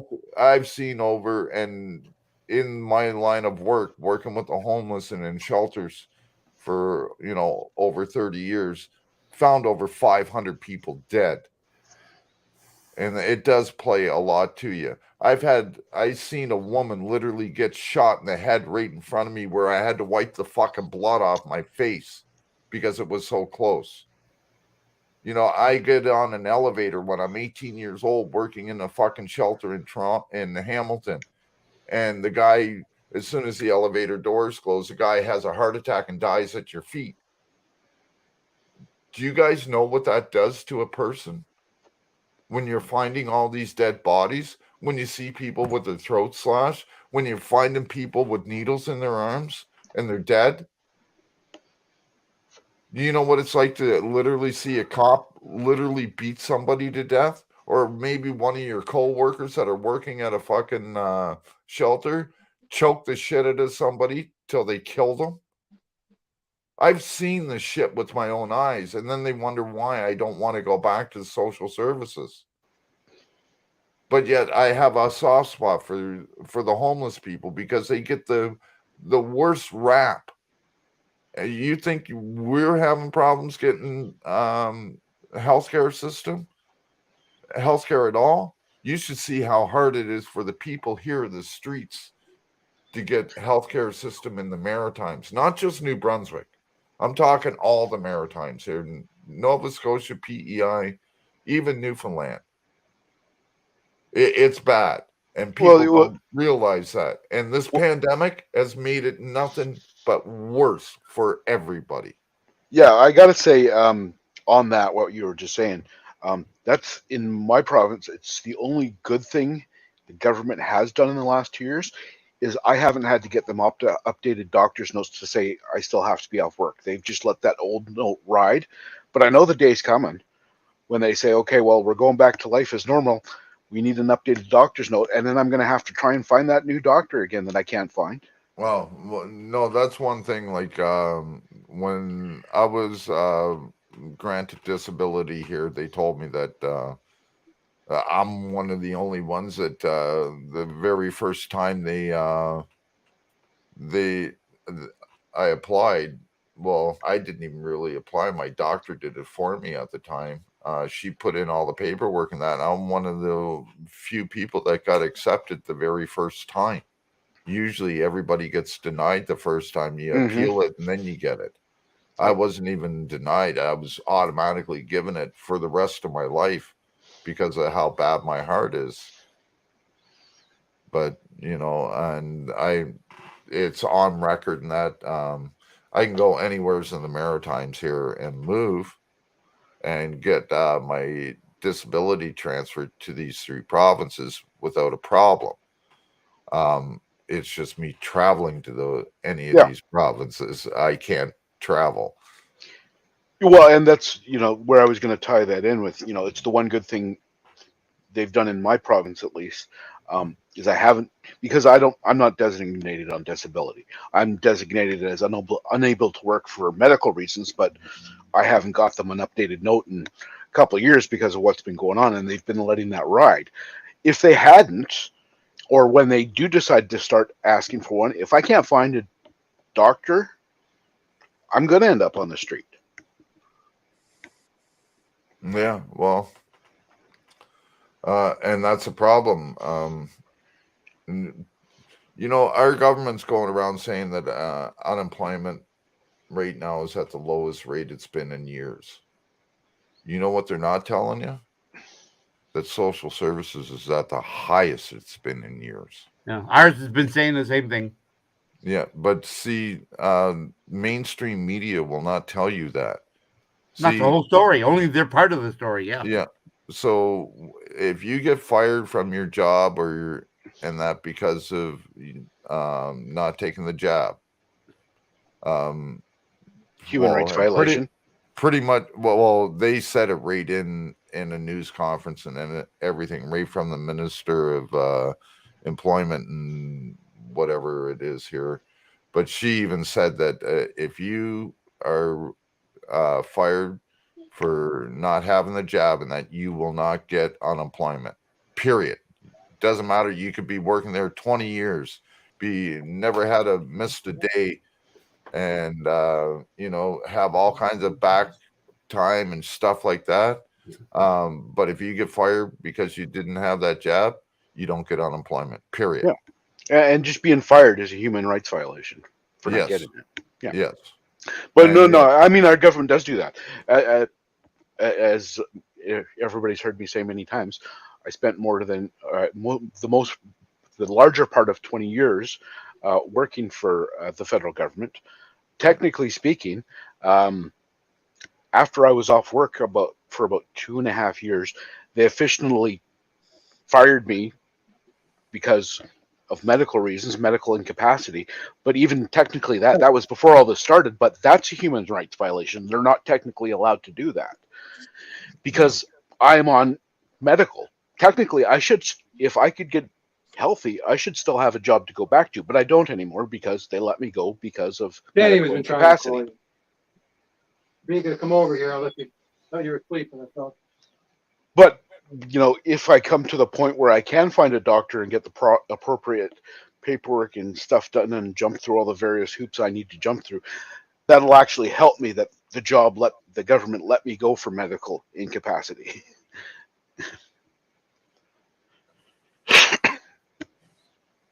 Yeah, that's and Keeper, what is CPPD?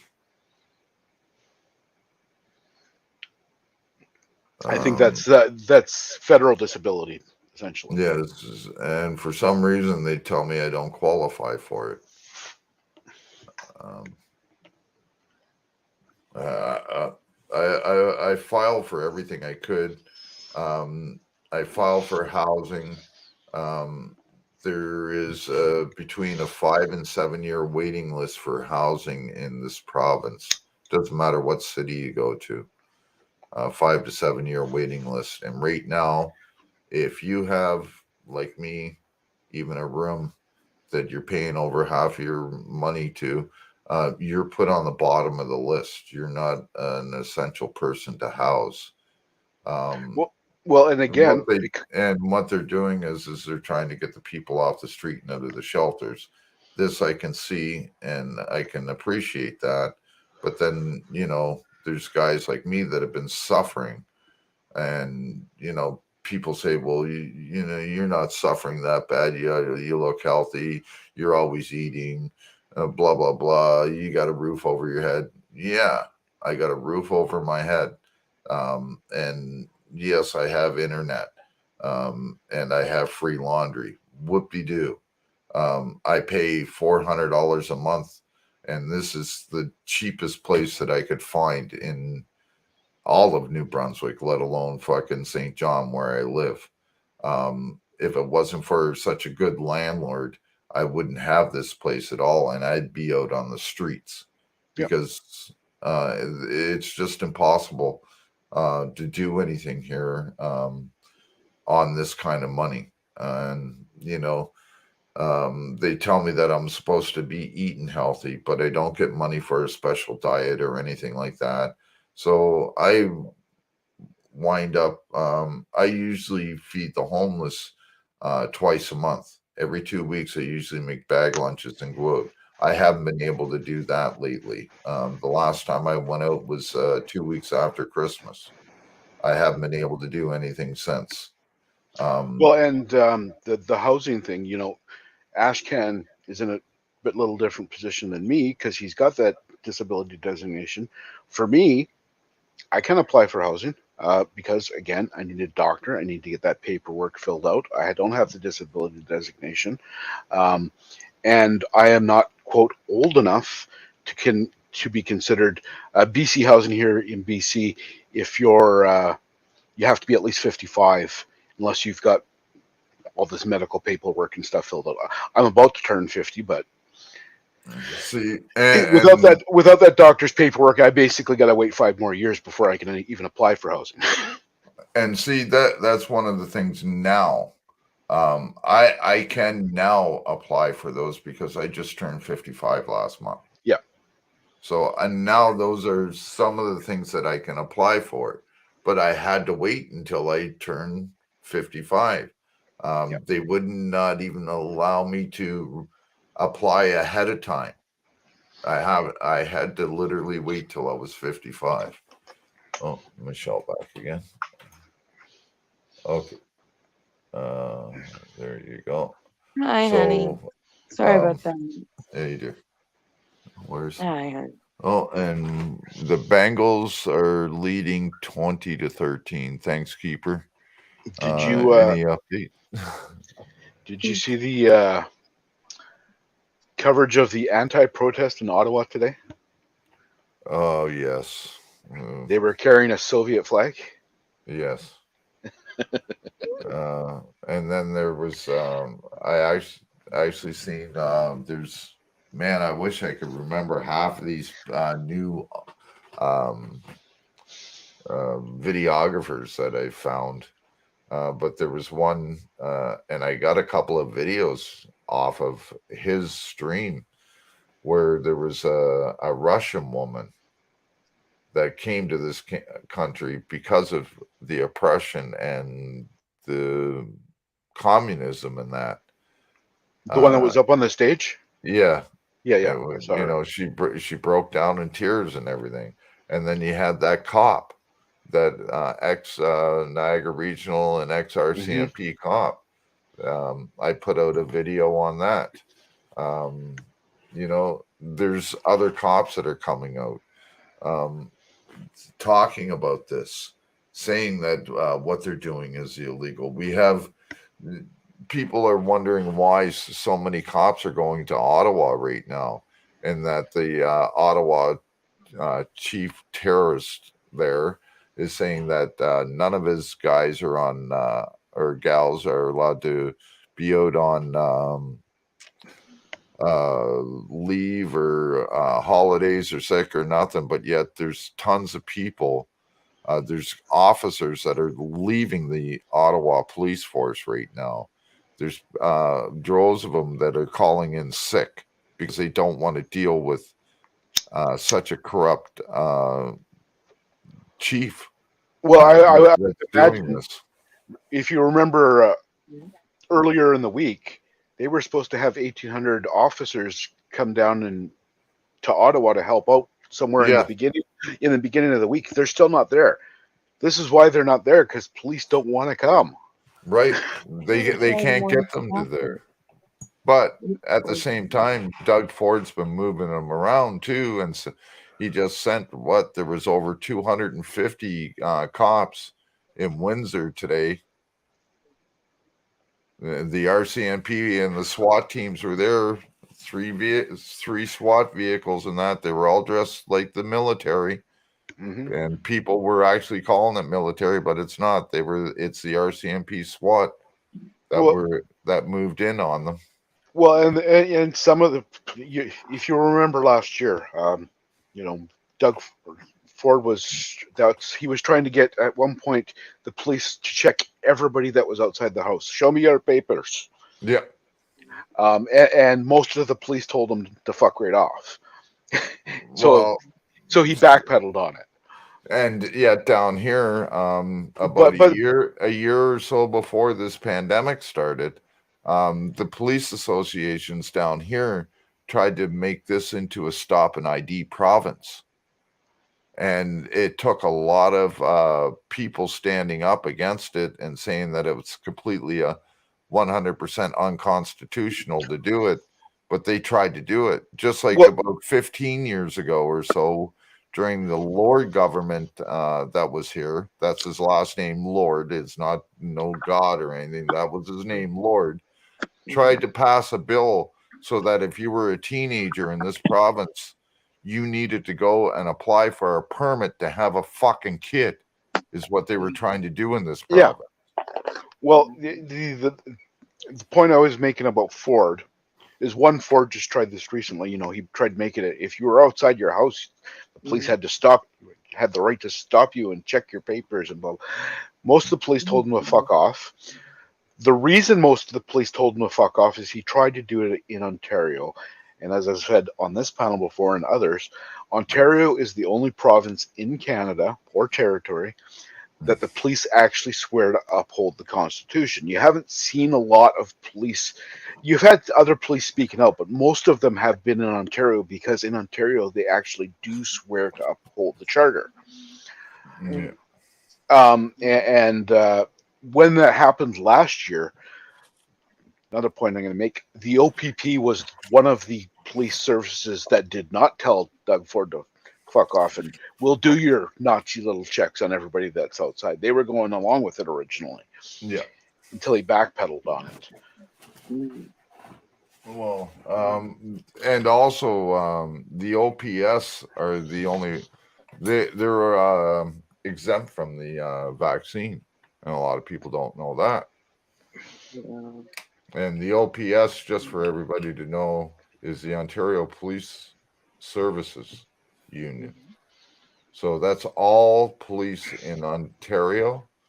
It's not mandatory for them to get it. It's optional, but yet it's mandatory for everybody else. And they say that it's not mandatory, but think about it. If you want to go to your kid's hockey game, if you want to go to your kid's school recital, if you want to go to a movie with your kids, if you want to go to McDonald's and take your kids out, you need a passport. And if you don't have that passport, you don't get services. Doesn't matter if you have medical exemptions or not. I've proven that time and time again that medical exemptions in this country mean absolutely nothing, and they don't care about it. And I would really like, unfortunately and fortunately, I found one place that I tell them that I have a medical exemption, and they respect my medical exemption, and they don't ask me what it is or anything. They just say, we can't ask you. That's fine. And that's the way it's supposed to be. That's the way it's written in the mandate that they wrote down because of the exemptions that are in it. But yet nobody except for my pot dealer will fucking abide by the law and the mandates even, because it strictly says that there are exceptions to this mandate.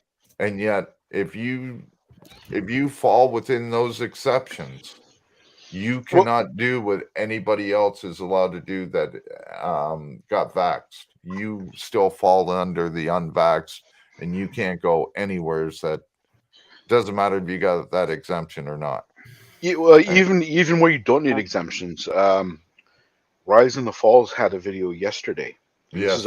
This is in Ontario, and he went into a police station, and one of the questions the guy that came out and talked to him, he was trying to get him outside, but he turned to him and said, "Are you fully vaccinated?" You don't have to be fully vaccinated to go into a police station. Well, you need to be fully vaccinated to go into City Hall here. Well, no, and that's like I said, I haven't looked at the rules in your province. I think the city's just taken it upon themselves to do that. Yeah. Much like the city where I live, but it's completely unconstitutional. You cannot deny essential services. Right. Well, you know what they tell you though? Take it up in court, because we don't want to deal with it. And that's the problem with today, is that everybody wants the court to deal with shit. And why don't they just grab a pair of balls, learn the fucking law for once, just once? I would love a cop to say, okay, well, we're not going to let this go to court. We're going to deal with this here. And because of your constitutional rights and that, you have a right to do this. As long as you stay within these parameters, there's nothing we can do. Have a nice day, sir. be on your way. Instead of just grab everybody, fuck what the law says, grab everybody, handcuff them, cuff them, and stuff them, and let the courts deal with it. Well, yeah. Well, and And it's all what because people don't understand is for every night that a person is in a city jail, it costs over $300 for that person to be in there. Wow.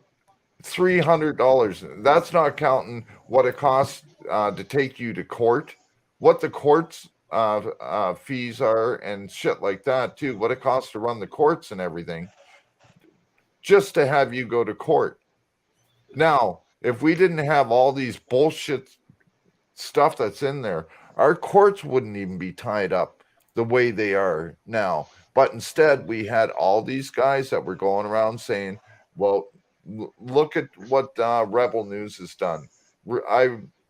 If you guys remember last year with all these cops going around grabbing people off the street at different protests and stuff like that, and giving them $880 tickets and $1,400 tickets and stuff like this.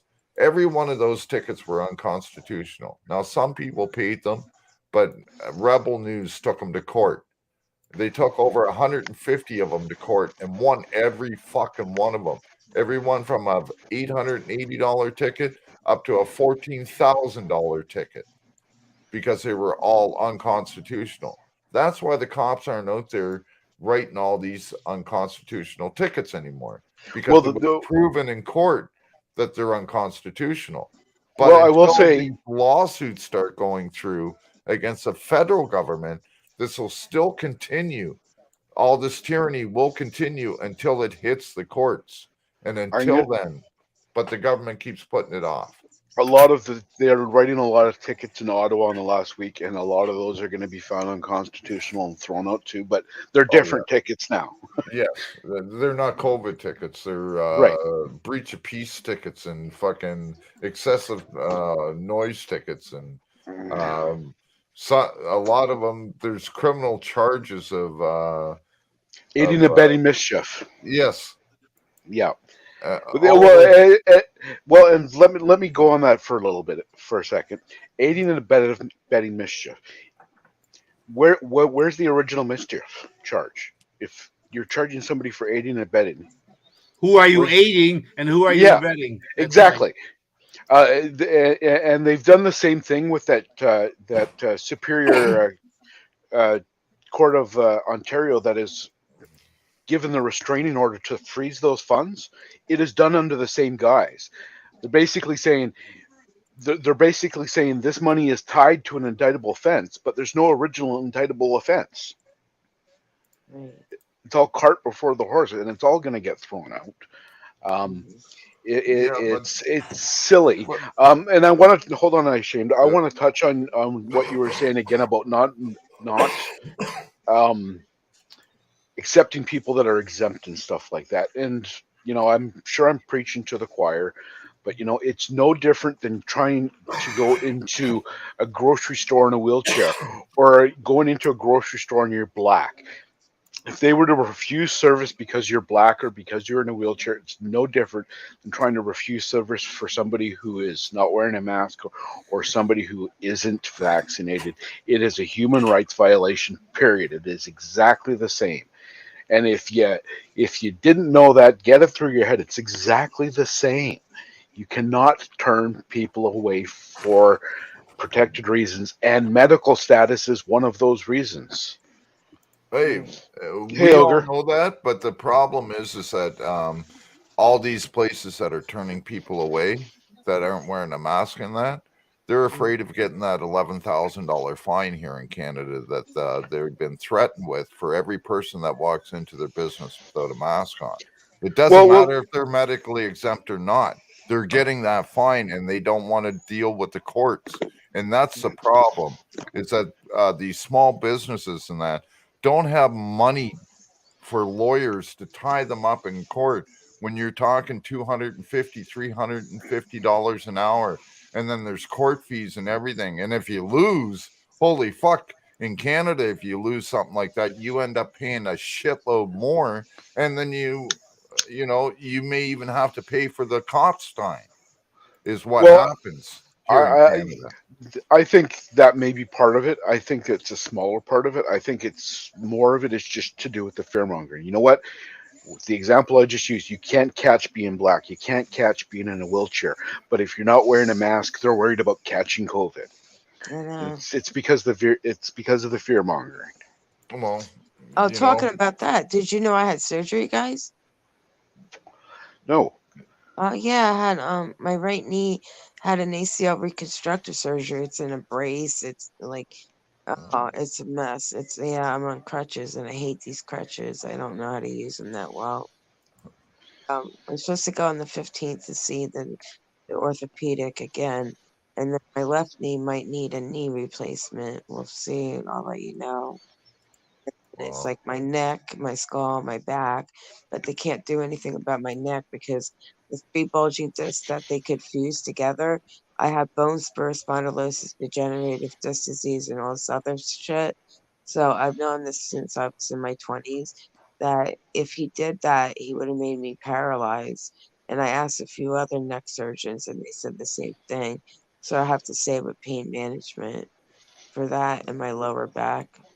And but my knees were shot. I was in two massive car accidents. I was a passenger on both times. And both My times, sister-in-law in Milwaukee Mhm. recently had both knees replaced simultaneously. Right. I want my knee replacements. That's what's going to help me. That's what's going to help me, not this crap, this ACL reconstructive surgery. Because the left knee had the ACL reconstructive surgery years ago. And guess what? Now I think it needs a knee replacement. So I think this ACL thing is just so stupid. I think they both should have just gotten knee replacements in the end. It should have just been knee replacements. But my insurance sucks so bad that it's not even funny. hey, Angry Ginger, good to see you, brother. Hope you're doing well. Uh, yeah, Yeah. and at least are Like you guys able to get surgeries down there I'll, though? I'll show you my cast. Oh yeah, yeah, It's this whole brace thing goes all the way down my leg, all the way out my thigh. yeah, And then they have this ace bandage here with puffed up. It's not swollen or anything. It's just got a lot of gauze underneath it. yeah. Yeah, hers were the size of cantaloupes. Yeah. You know what I'm talking about. Of course, of course. It was bone on bone. She said, I just can't bear to walk anymore. So she finally got it done. Yeah, I'm getting knee replacements. Oh, That's it. Ginger Snaps is in the house. Ginger snaps. Now look, guys. Hello, everyone. Hey, Ginger. Hope your So legs are better after the bath. Mhm. Her legs are really hurting. I hate that. I hate that. God, I like it when I go in the hospital and then they put these like cuffs on my legs and stuff to make them like they do inflation and then deflation. It goes up and it goes down. I don't know yeah, what it's called, but oh God, that makes my circulation so much better. I yeah. love when they do that. I love it. I don't know what it's called though. I don't know. But it helps my legs like get the blood circulation flowing. Yeah, I forget the name of it too. Yeah. I had to have it done when I screwed up my arm. Right. Oh man, I did a lot of damage to my arm. Right. Severed all the nerve tendons and main artery in my arm and all through my hand. I've had 3 surgeries on it. I got 2 pins. Oh They God. had to cut one of my fingers up in a zigzag, put in a whole new tendon in my finger, everything. So um, I have I know what it's like going through surgeries and that too. And I refuse to have anymore. I didn't even want the last one that I just went through and having those stints put in my heart. Right now. They want me to have a pacemaker put in my heart. I Oh God. refuse. Yeah. See, I'm allowed to refuse stuff like that, but I'm Right. not allowed to refuse a needle. The jab. Yeah, I know. and see, that's what makes no sense to me. I Um, know. And again, it's not that I don't want to take it; it's I can't take it. And mind you, even if I could take it, I probably wouldn't, knowing the information that I I don't know. want I don't want it. I don't want But my family. My whole family got it. If, like, you know the saying, "United we stand, divided we fall." It yeah, makes so much sense now. well, You know. I mean, really think about it, guys. Think about it. I assume you've seen the OPP house call video. Shane? yes, oh yes, that was another one I was going to bring up where that woman cop goes there because a lady posted on a website about a freedom website or something. They wanted to give her a fucking pamphlet on security or something like that. Fucking legal protesting. Like, I've got it queued up. I'll bring it up. Okay, but if that was my house, I'm telling you, that cop would have fucking ran from my house. All right, here we go. It's a short one. Okay. Yeah.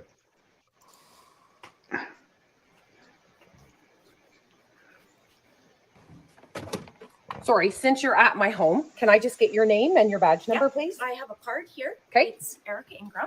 Thank you. And this is just some information about peaceful protest. That's all it is. Okay, so you saw something on my Facebook? No, on the Facebook group. Okay. And decided to come to my personal residence to give me information about peaceful protest? Yes.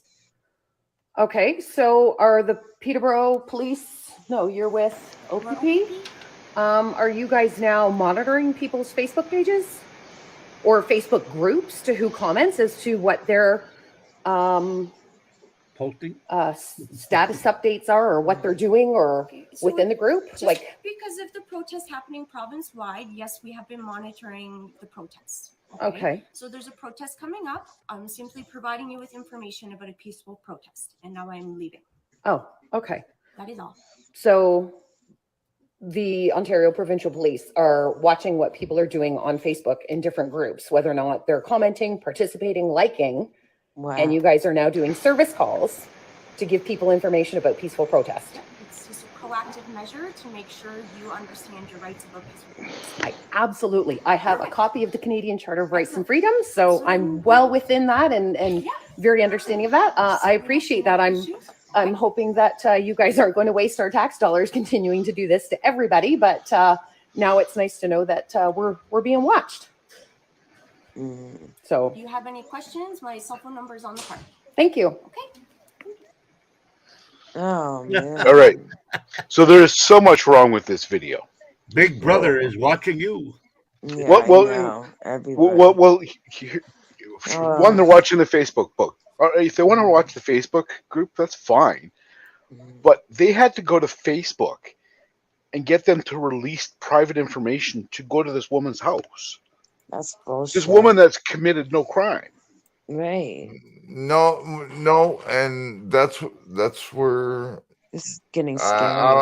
I'm gonna interrupt you on that because what they do is they go and they search to see who's posting, and 9 times out of 10, people on Facebook use their real name.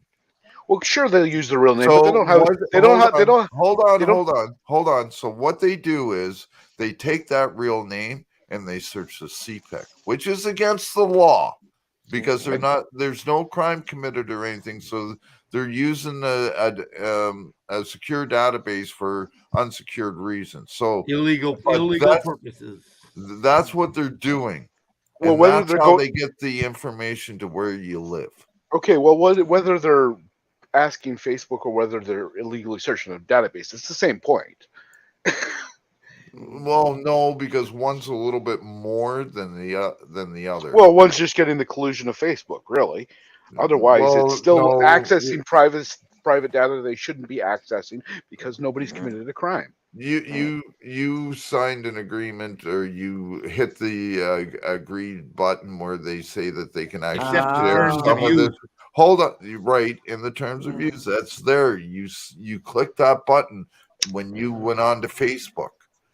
But Oh man. with them running your name using CPIC because they got information off of a post that has no criminal activity and they're checking you for criminal status and that is 100% against the law. Using the Facebook information is iffy at best, and they can get away with it because of the terms of agreements that you sign. Well, But yes, and the other yes, way is they're yes not. and no. Even Facebook terms of use. You know what? I signed up for Facebook in 2008. Okay, I guarantee you the terms of use is completely different, and I haven't clicked that fucking button since 2008. Oh, yeah. Well, I mean, like, lawyers would say by your continued use, you've given uh, implied consent, blah blah blah. But that They can be would also argued. say you were also given an annual notice that we updated them. Yeah. So you therefore agreed to them. That's what they'll say. Well, yeah, but it can be argued. Is my point. Yes. Well, Yes, it could yeah, be. yeah. Yes, exactly. It could be, but for that thing there, because and I don't believe that that has actually changed that part of it where they have if that information is out there, they can share it with other. They actually sell your information, is what Yes. they Well, do. legality aside, I mean, the second point is exactly what Cosmic just said down in chat. It's an intimidation tactic. Exactly. Well, listen, the cops came to me several times because of my last Facebook page that I had in my last Facebook group. I had a pretty successful Facebook page. I had the maximum amount of friends you could have on it, which was 5,000. And I had a Facebook group with over 17,000 members on it. And I was putting out my stuff through Facebook before I started with YouTube. Well, I literally the police have came to my door several times. I had the videos up on the Facebook and everything at the time, and then they locked me out of my account. They literally took my whole account from me. I had to tell people. I had to start emailing other people and that to not go there anymore. That group that I had, News Now Canada, which had over 17,000 members. I think it's you can still go on it, but there's only a couple of hundred people there, and there's been nothing posted there. If you try to go onto my other page, you can't even get onto it. The page does not exist, and all the videos that were on that I put up about anything on News Now Canada, they're all gone. The going back to this video, the third And thing, that was directly because of Justin Trudeau too. the third thing I would Wait, have, hold on. I'll be right back. you know, it's easy to say because I wasn't there, but I wish I had been there holding that camera, and I hope I would have thought of it on the spot. But if it was me holding that camera and the police coming to my door, I would have said, "Now, can you provide me with your address? Because I'd like to deliver a copy of the Canadian Charter of Rights to your door." See how well that goes over. Well, it wouldn't go over, obviously, No, but exactly. Me personally, as soon as she would have told me what she was there for, I would have said, "Well, unless you got a warrant, you better get your fucking ass off my property before I have you sued." Well, yeah, no, absolutely, and I wouldn't have listened to any of her bullshit about that. I would, as soon as she would have told me she was there because of the Facebook post, and I've gone off on cops before because of it. And I would have went off, get the fuck off my property now. Unless you got a warrant to be here, get the fuck off. At one point there, for the longest time, I had to literally have a sign at my place saying that unless no police allowed, unless you have a warrant, this is private property. I had to put that up. They weren't even allowed to come to my door and knock on my door. That's where I was going to go next with this, because You know I don't go out of my way to hide it, but I don't go out of my way to dox myself. But if any police are listening to this, unless you want to be in YouTube being yelled at, don't come to my door either. Well, hey, there, we have a security system that's being set up next week where there's 8 cameras being set up on the outside of our building. Well, yeah, and I'm saying that because I'm quite sure they know exactly who I am by the nature of my channel. But yeah, but no, there's 6 cameras going outside, 2 cameras going inside, and I have a camera going at all times in my room here. If you notice, well, you know, this little baby here is sitting right here, ready to go. My phone always ready to go. You know, I got 32 gig memory cards and all these things too, and they're all fully charged. I got spare batteries, everything to go. So, and then right over there, when I go out, the camera goes on so that anybody that comes through that door into my room, they're caught on camera right away. So I know who it is, and they can't erase anything. And if they steal anything, they know that I'll fucking lose it on them and probably end up kicking in their doors and punching the living fuck out of them. But that's just me. So not, you know, that I mainly had to set up cameras and that and get a security system because of the police. And that's pretty bad when you have to protect yourself against the people that you're supposed to call for protection when you need it. I don't know what else to do. I'm not allowed to have firearms or weapons or anything like that. I have a lifetime's weapons restriction, so you know I can't even have a crossbow or anything anymore for any kind of protection. You know, so what do? You put up warning signs, and they don't give a shit. They think that they're better than, you know, you could put up an electric fence around your fucking house with saying you must have a warrant to come onto this property. And they will find a way of disconnecting that power or cutting through that fence to come knock on your door just to harass you without a warrant. This is the way that what we're dealing with. These are the type of terrorists that we have going through on our streets. And then people wonder why we're in the situation that we're in now. And why truckers are out there doing it's not just because of the mandates. People have had enough of having our rights violated. And that's exactly what this is all over. Our rights have been violated. Well, that's every channel like this has a story like that. You know, that's why we're here. Yeah. Is we, you know, it's, you know, for me, it wasn't a specific event. It was, I've dealt with it my whole life. You know, it's, what we were just talking about, them coming on the property and stuff like that. I actually heard about it after the fact, but last year, my roommate was sitting out in the front yard, and I guess the police were in the neighborhood looking for somebody, and the police told him to go inside, and he was like, "No, I'm good here." And then they're like, you know, they tried, you know, getting all tough with him, "Go inside right now," and he's like, "No, I'm good." I'm like, "Fuck, you're lucky I wasn't up here because I would have went off on him." Yeah. You have no right to tell me to go inside my own house. I can sit in my fucking front yard all I want.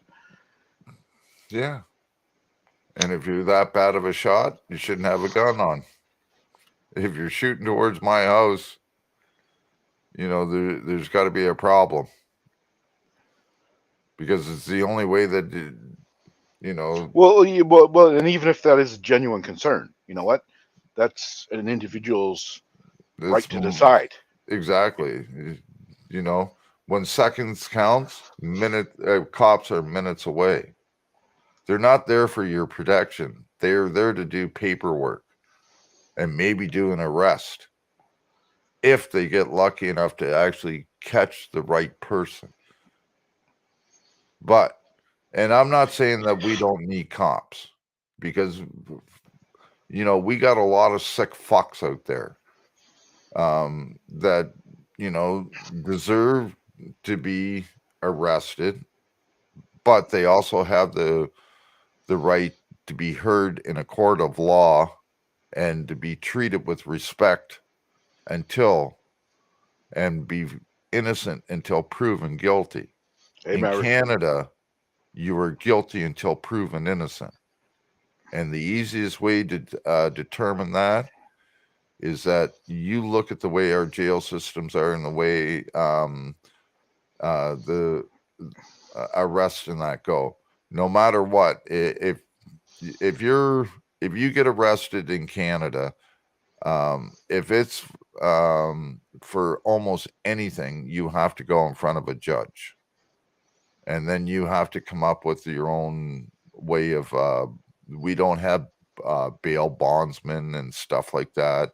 Maybe out in Alberta, I think they do, but other than that, there's no bail bondsman in Canada. So you have to come up with that money yourself, or find, you know, Somebody who'll stand up for you. Yeah. right. So Yep. you know, if you, but you know, you could wait.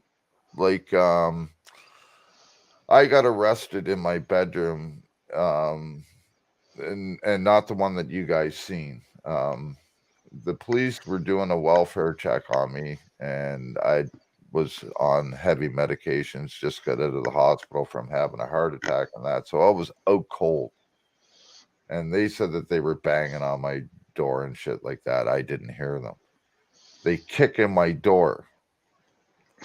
And after they kicked in my door and they find that I'm okay and you can get the fuck out, like literally I go to my doctor's office every day, and like literally my doctor's office was right next door to the building that I lived in, like literally the next building over. I used to walk in my slippers to go over and get morning coffee every morning and talk to my doctor and get weighed and get my blood pressure checked and everything every fucking morning. That's how close I lived. And on the way out, when I was kicking them out of my place and that, I said that you guys would have to pay for the door, and he's blah blah blah, and I said, and I hope you get shot. And they came back in, beat the piss out of me, made up a story saying that I was behind my door with the curtains open, which you couldn't keep the curtains open, waving my fingers around like a gun, saying that I was going to shoot them, and that's why they kicked in the door. Well, it was caught all on CCTV footage and everything. And I spent the weekend in jail for this already. And they wanted, when I came up to go to court, they wanted to put it over for another 6 weeks for a bail hearing, for a show cause bail hearing, for something that I did not do. And I even told them in the courtroom, you either listen, I'll plead guilty to for saying something stupid. I shouldn't have said what I said because of the situation and because of what happened like almost a year to the day before that. That's when Justin Burke actually went and shot 5 cops and killed 3 of them. So I'm in the courtroom, and I tell the judge, this is what happened. First, the Crown Attorney puts up all this bullshit that the cops did this, and read the police report and everything. And then I just piped up and said, listen, Your Honor, I don't want no lawyer. That piece of shit can sit down. I will plead guilty to saying that I said something stupid, but there's no way that I uttered threats to any cop. I said, I hope you get shot, after they kicked in my door and everything. And I said, if you don't believe me, we can put this over until the afternoon, and you can sign a warrant right now and go look at the CCTV footage that was there, because it was all caught on camera. And the Crown Attorney's jaw just dropped, and the judge goes, well, no, since you want to plead guilty to it and that, and you don't want to wait it out, We'll give you 1 day in jail. Get the fuck out of my courtroom is basically what he said. Now, they lied right there, but they still took the, these are the lies that we go through. I lost almost 4 days in jail over a cop's lie. And this is what the problem is. And now for those 4 days that I was in the Shediac jail at $300 a day, there's $1,200 right there, and it probably costs another $600 in the courts alone to deal with me. So you tell me, where's the, and I'm just one person, and that's just this one time. We know people out there that this is happening to multiple different times a year, and tying up the court systems like this. We're talking thousands and thousands of dollars on one person. And this is maybe just one cop that's doing it. And we have cops doing this all across the country, in every police station, in every county, every city. This is happening. And then people wonder why our social programs, the cities are cutting our social programs, because there's no funding for it, because the police are doing what they want. They're tying up. Do you know that over 50% of your city budget is done on policing and law enforcement? Over 50%. That's where that goes. And then people wonder why the city can't afford to pay for the roads, to get them paved, to get them repaired, sidewalks that are, big holes and big chunks taken out of them, and stuff like this.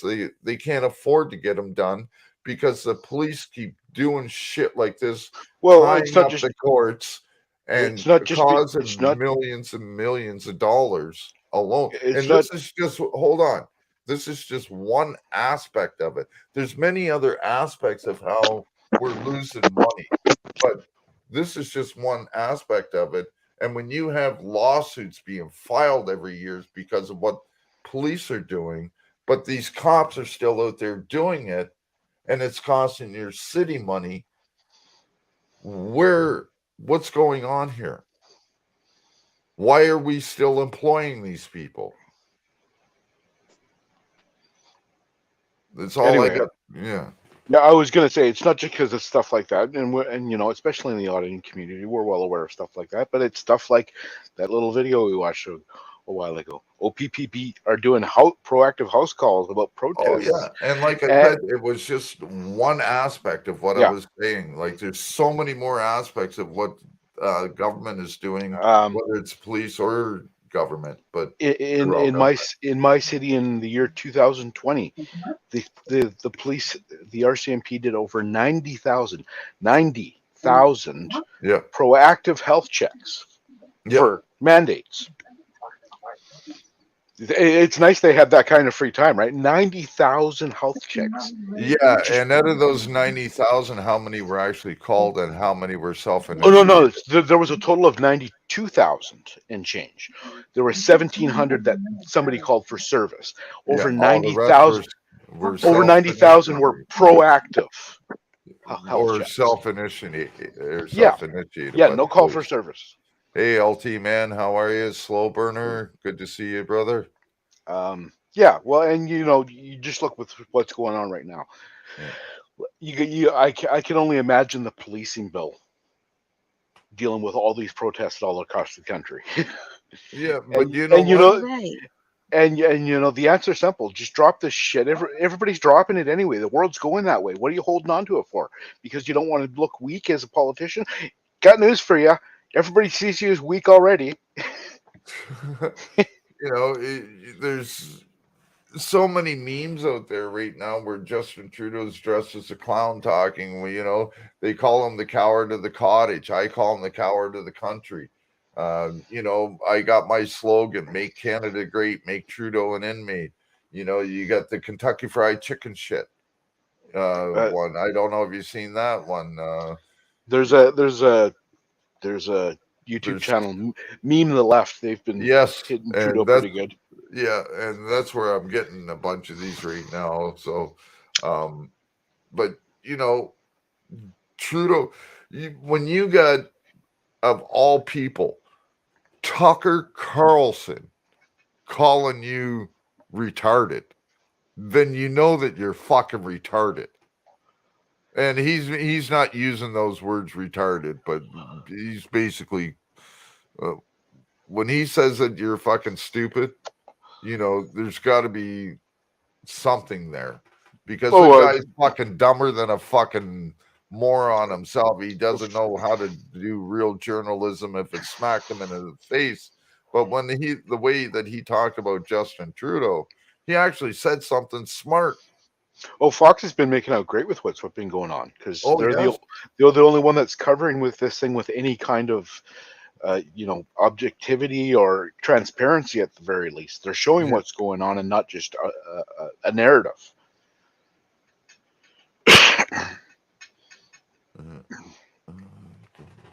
I got to say, Geraldo's a bit of an idiot. They've still got him over on Fox, but because he was over the. Geraldo is one of the 5 on Fox News, and he's not very happy about these truckers and these protests, and all his info is coming from his one friend in Ottawa. Yeah, Justin Trudeau himself. Well, no, it's not Justin Trudeau. Apparently, he has a friend who lives in the Ottawa area. But I imagine if he's Geraldo's friend, he's an upper class guy, right? He's not Joe Schmo who. Well, if he's probably works for the police force or some kind of government agency. If he's in with him, yeah, it would be someone in police or government for sure. It wouldn't be anybody in big tech or in large business, because he's more of a swine and he likes to suck the coattails of police and stuff like that. He's a big bootlicker. So, and he loves to suck off big government. That's where he, makes his money. If he's able to back one person. Oh, yeah. Sorry, my mic cut out. Yeah. If he's able to, get in with one good politician, he'll stick with them like glue and fucking jump on everybody else.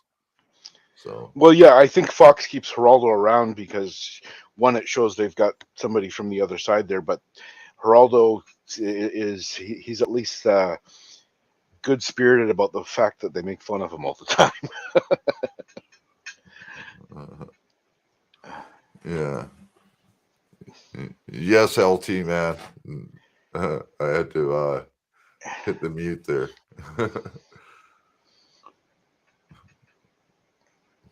Yeah,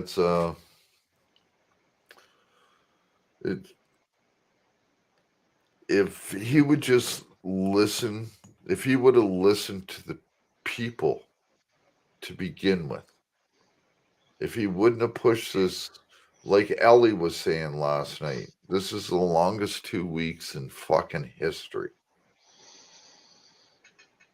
And that's the 2 weeks to flatten the curve. Mm-hmm. 25, 26 months later, and here we are still. We're talking months, not weeks. And we're still at this bullshit. And it makes no sense. Portugal, Spain, the UK, all these people, New Zealand, all these places are open, dropped all these mandates. And yet Trudeau wants to put more in. He wants to be the dictator of this country. Well, he's not even, he's saying following. If we let him stay in power for his duration, I can guarantee you that we will not be able to get him out because it will become a dictatorship. Too entrenched. Well, at this point, he's saying science, vaccinate, science, vaccinate, science, vaccinate. The federal's top doc has already come out and said we need to learn to live with it. That's his top advisor. But, can't listen to that because he's dug in his heels. I will say, the language he used on Friday, even though he was talking tough about the protests and making arrests and stuff like that, otherwise, the language he was using on Friday was a lot softer than what he has been saying. So I think the slow walking back has started, but we'll see what he has to say tomorrow, right? Small. Well, I'm sure he'll be ready to proclaim a great victory tomorrow. Look, you got to look at this. So, sorry, KY, did you say you're going? No, sorry about that. My son was asking me a question. Oh, okay. So, LT. I proved. Can you guys hear me? Yeah. Oh yeah. Okay. I proved direct connection with Justin Trudeau and the CCP. There is a direct 100% verifiable in the proof out there. All you got to do is look at it and see. Do you remember when they started doing, when you come back into this country, that you had to stay at a certain hotel and you had to, they called them unicorns and butterfly jails. Yeah. And they were all run by one hotel. I think it was $2,200 to stay there? No. So what it was is you were forced to stay there between 2 and 3 days, and you paid anywhere from $2,000 and $3,000. Right. Now, our government, our fucking prime minister, paid these hotels to use them this way. Okay, paid really big money to use them this way. Now, I urge everybody to go out and to check my facts, what I'm about to tell you. But the hotels that they were using was called the Radisson Chain Hotels.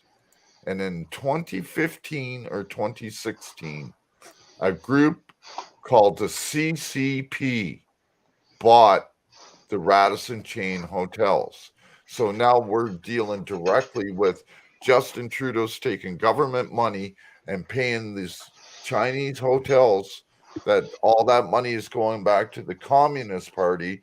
And then all these people are forced to pay between $2,000 and $3,000 a night, or for the 3 nights or 2 nights that they're there. And all that money is going to the Communist Chinese Party. It's not staying in Canada. People don't realize that. All that money, our government paid for that, and we're paying for that. For every person that went there is paying for that. Big money. Now, where else do you know that you pay $1,000 a night for a hotel room? Maybe, there's a few high-end hotels. Yes, sure. But we're talking the Radisson Chain Hotels, which, rooms are usually between $150 to $230. They're 3-star at best. Right. Yeah. So what are you getting for your $1,000 a night that you're being forced to be there?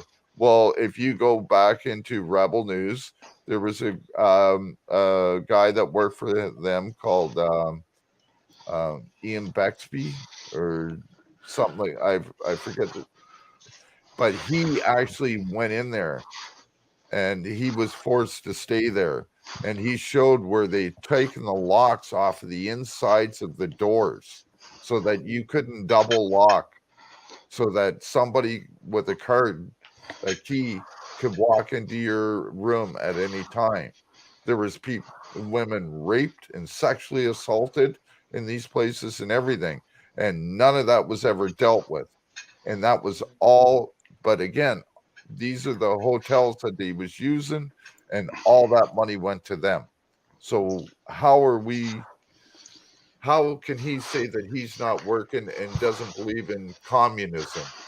He said before he even got elected that he loved the way that the Chinese dictatorship worked because it made the economy grow, is what he said.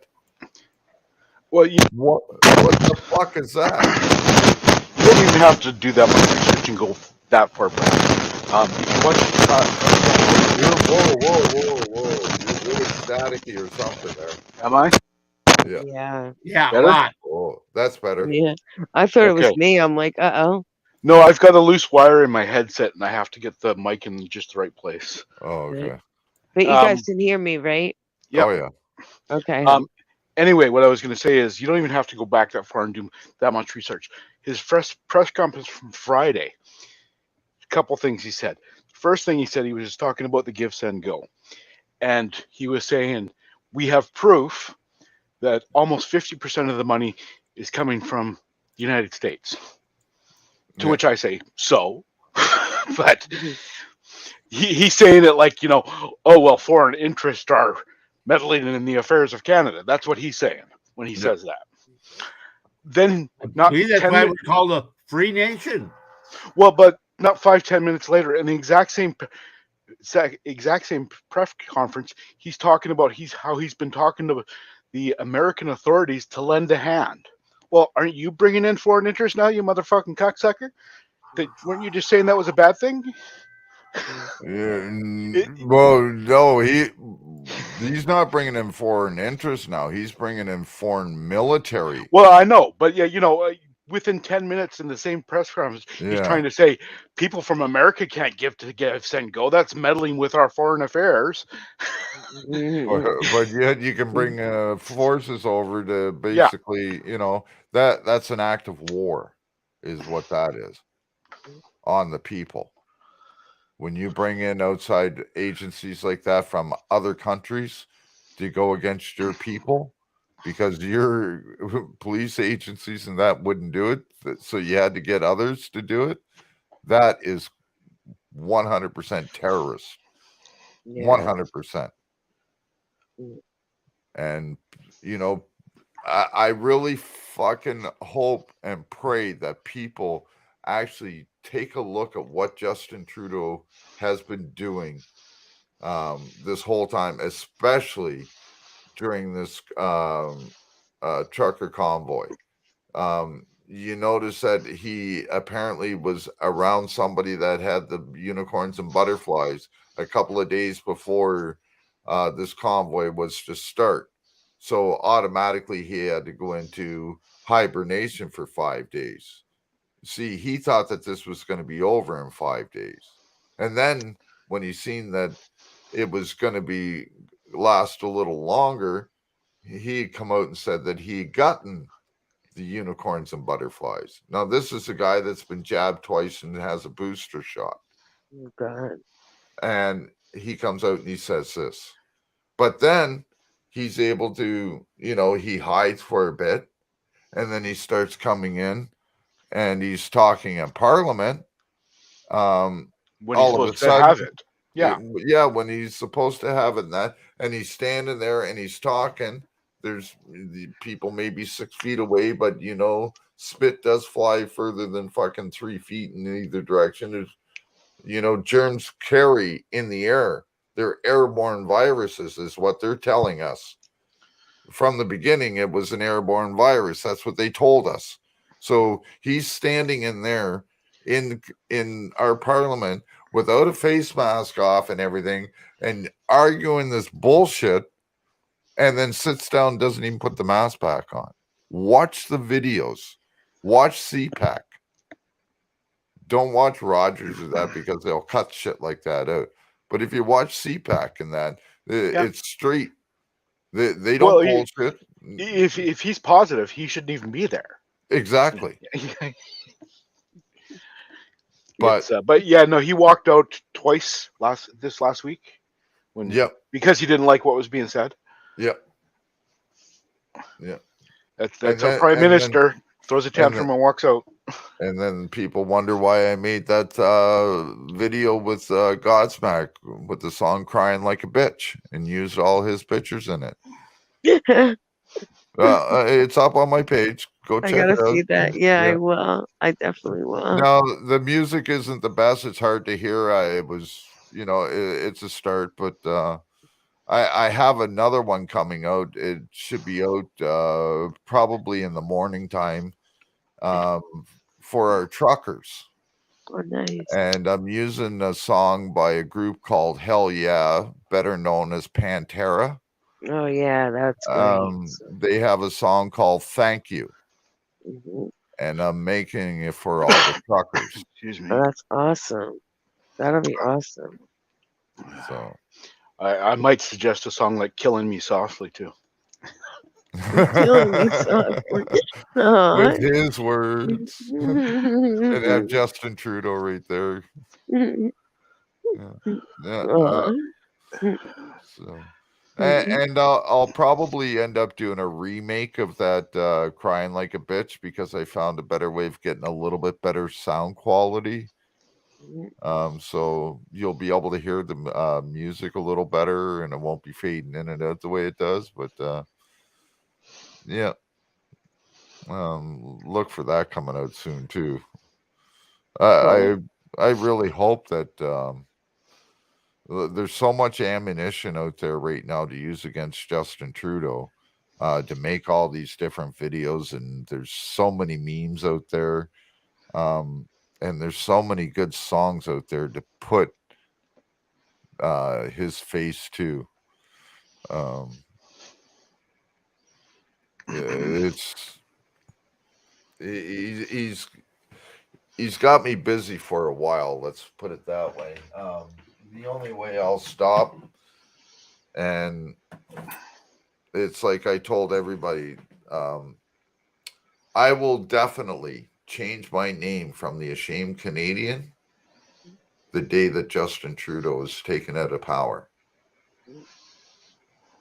I will change my name to the Proud Canadian, the person that I actually am, because I am a very proud Canadian.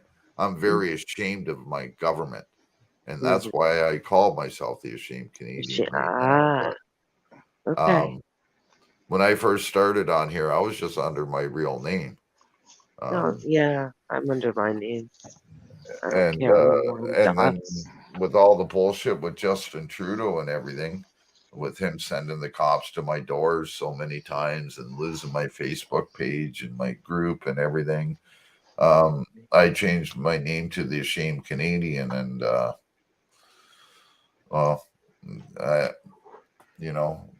I like I say, I love my country, but I'm ashamed of our government, and look at what our government is doing to us.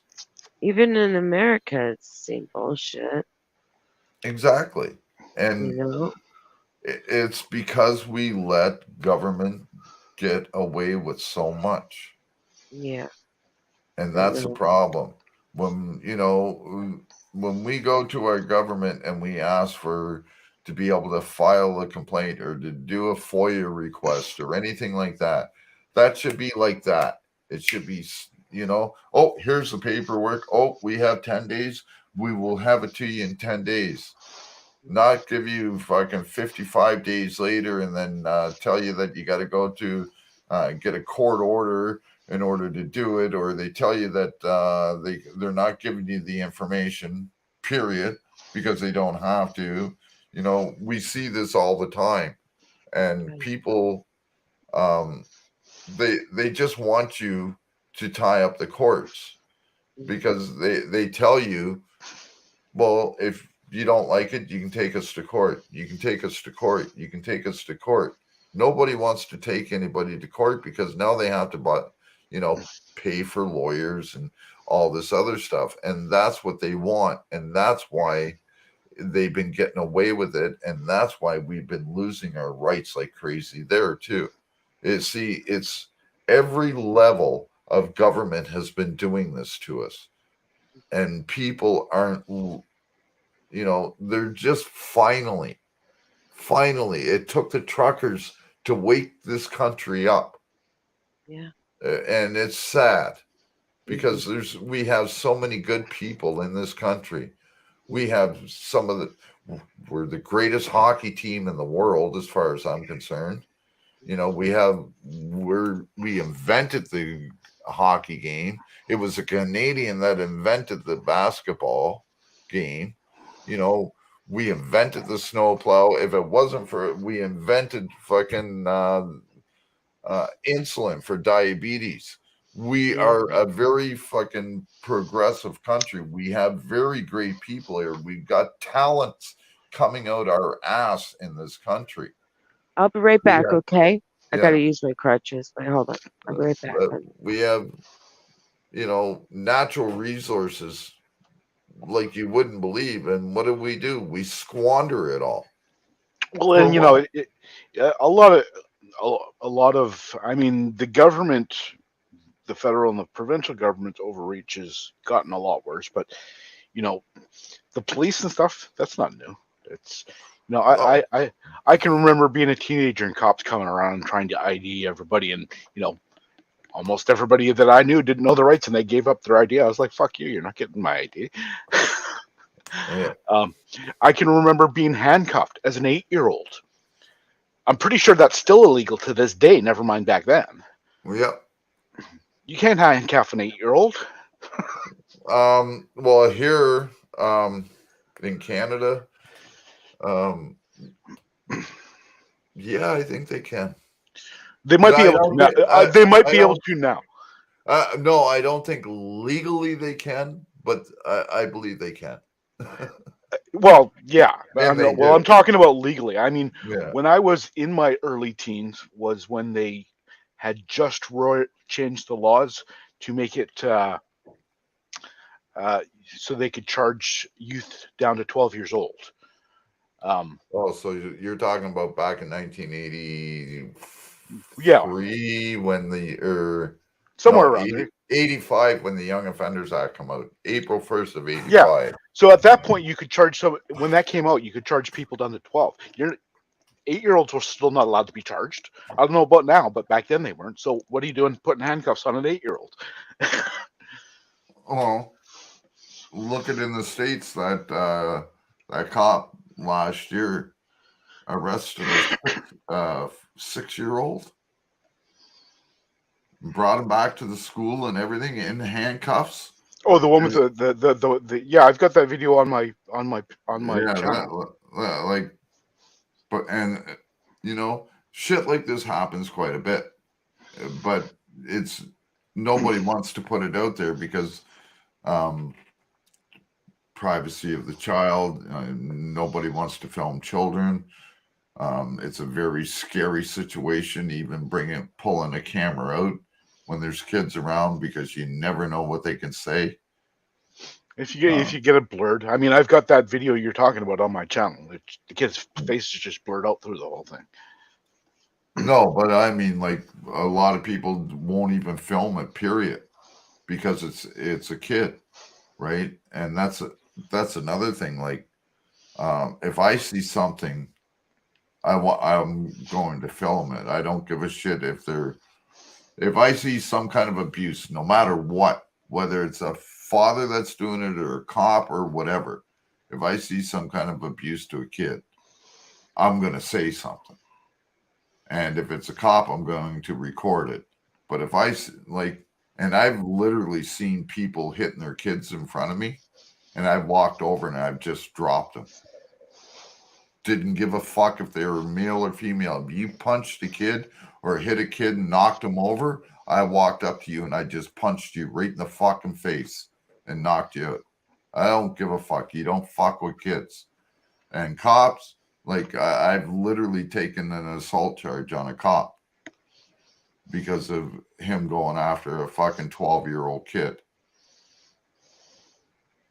The cop literally, as a kid was trying to run away, another cop was standing about 30 feet away around the corner, and as the kid came running around, the cop brought his foot up and kicked the kid right in the head, knocked him out, and put him in a wheelchair for life. Oh my God. The kid was 12 years old. Wow. And these are some of the stories that I know of here in Canada that you will never hear about in the news. Fuck, I can't have kids because of cops.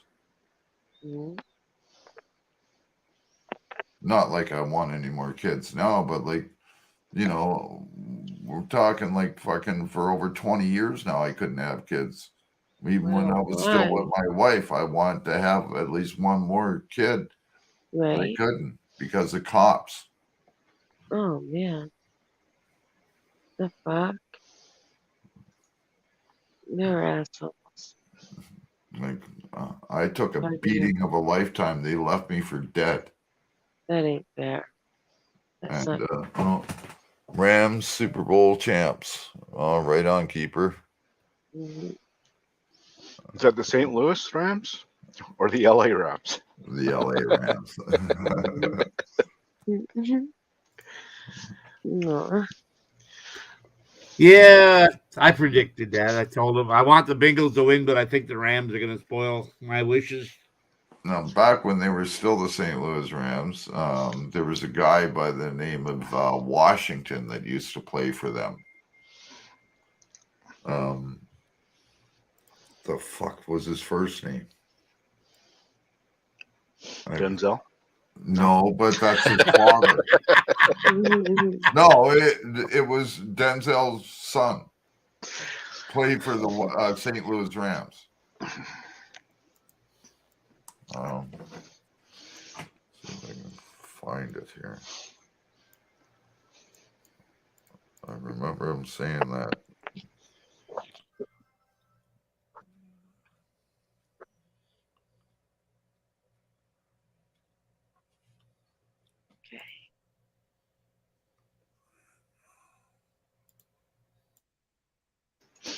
Isaiah? Yeah, I think so. That sounds familiar. Isaiah Washington.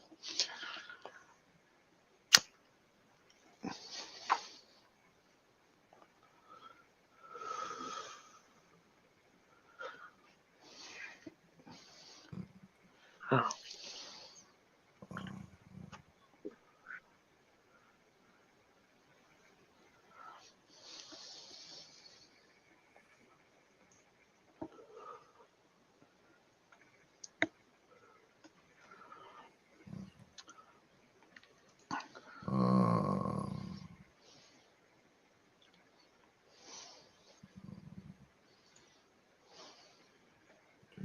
Super Bowl.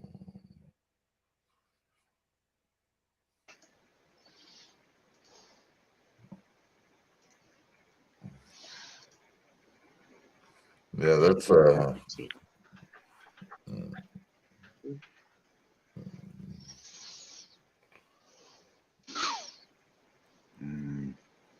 No, I don't think it's Isaiah.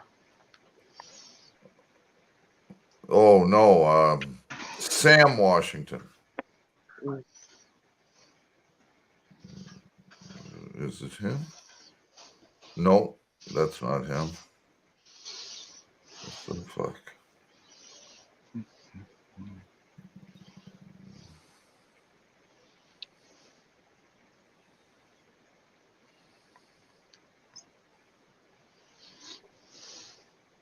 Yummy.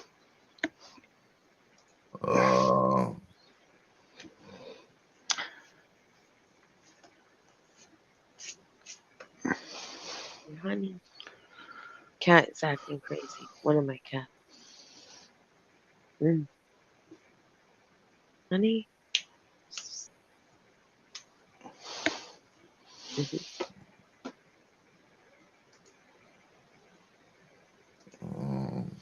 Where is it? I remember there was.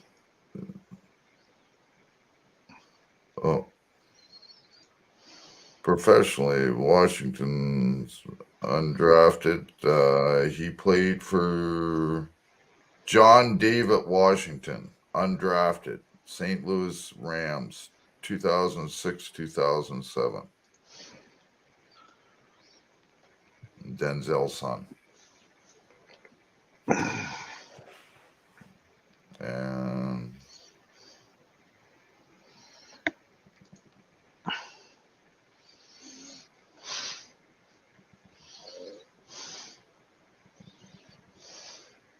yeah, John David is the oldest of Denzel and Paulette is Washington's 4 children.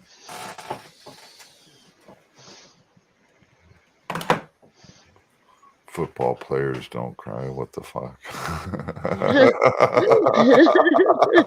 Oh, God. who's crying, keeper? You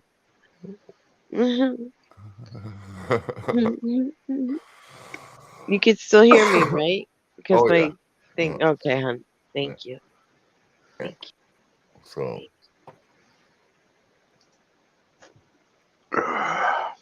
well, it's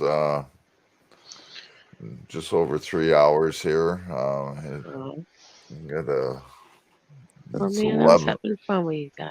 Yeah, it's Mhm. 11:05 here. Okay. I've been up since 6 o'clock this morning, Yeah, same here. I know. I almost fell asleep earlier. and I gotta get Actually, it's up. 10 o'clock. It's 10 o'clock here. Never mind. Yeah. I went to bed at 6 o'clock this morning. No, I was in the Got up music at group, 12. so I had to be there at 6 in the morning. I was like, Well, I went to bed at 2:30 last night. Got up at 6:30, and been up all day. And yeah. I got to get up again at 6:30 tomorrow morning. Oh, yeah, I know. So, and in between that, I got like 2 videos to finish editing, and oh God knows what else is going to come up between now and then too. So, but I just want to mention, if you got a second, we are in the process of getting totally legitimized. We got the information from the lawyer. The first bill was $947 for the 501c3 nonprofit. We've got cards made up and whatnot. oh, right on. The EIN is being processed. It just got a matter of getting processed through the government. Yeah, well, So V for Vets is on its way. right on. Yeah, I've been keeping in touch with Bud there too. Yeah, he told me he's. Yeah. I don't really see you on too much. Al, he's been pretty sick. That's why he stepped down No, and I I took mean over. you. Yeah. I mean you. I haven't even seen you. Well, I haven't because I've been going through my own. Yeah. So, and not only that, but I've been kind of really busy lately with a lot of the different shit. And just a few weeks ago with a heart attack and everything. So yeah, it's, and then I had a big surprise this month that I wasn't expecting ever, but I got a bill from Microsoft for some kind of service that I don't use because apparently it's Skype or something, or there's a whole bunch of services. They billed me $125 through my PayPal, and my PayPal took it right out of my bank. So it's an extra rough month for me. So, and I just I don't know what the services are that I'm getting or anything. It just says Microsoft Services / Skype. I don't use Skype, and I don't use any Microsoft services. Like literally, the only thing I use is Microsoft Chrome, but that's free. I don't even use Microsoft Word or anything on my computer. You can get that Open Office for free, right? Well, like I have no clue because I don't use any of that stuff. Okay. There's a program called Open Office, and it's exactly like Microsoft Word, Microsoft Office, but it's free. Oh yeah, like I have that on my computer. Like there's that's nothing to do with I Microsoft. don't even use it though. That's what I'm saying. Like Okay. I have that stuff on my computer already. It came with Windows 10. All that all that stuff. I have that. That's not a problem. I don't know what this other service is. That is Microsoft service that they billed me $125 for. It just says Microsoft /Skype. I don't use Skype. I've never been on Skype in my life. No. Wouldn't know how to I even have operate it. it. I have it. I'm having a hard time, just Think using StreamYards. Right. Yeah, I'm using that Open Office to print our business cards. Oops. Oh yeah. And don't say, oh, he's doxing himself. No, Andrew doxed me a dozen times already. So if you know my name, you know my name. I don't care. I'm doxxed. I've been death threatened. There you go. Fake. So we put a QR code on our card. So all you have to do is snap the QR code. It'll take you right to our email. Mm-hmm. Oh, right on. There you go. That's cool.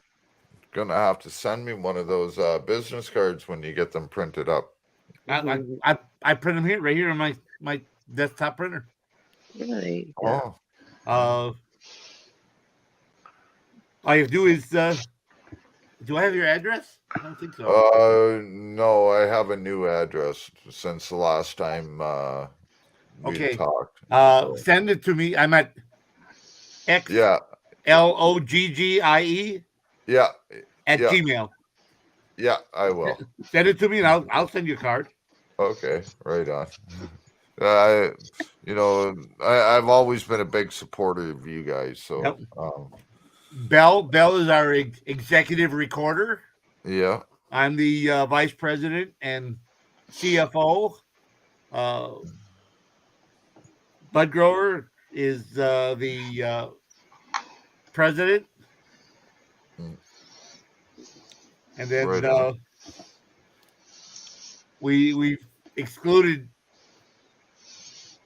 Ice Cold for now because he's just got too many things going on. And he's associating with Midwest Transparency. No, not Midwest Transparency.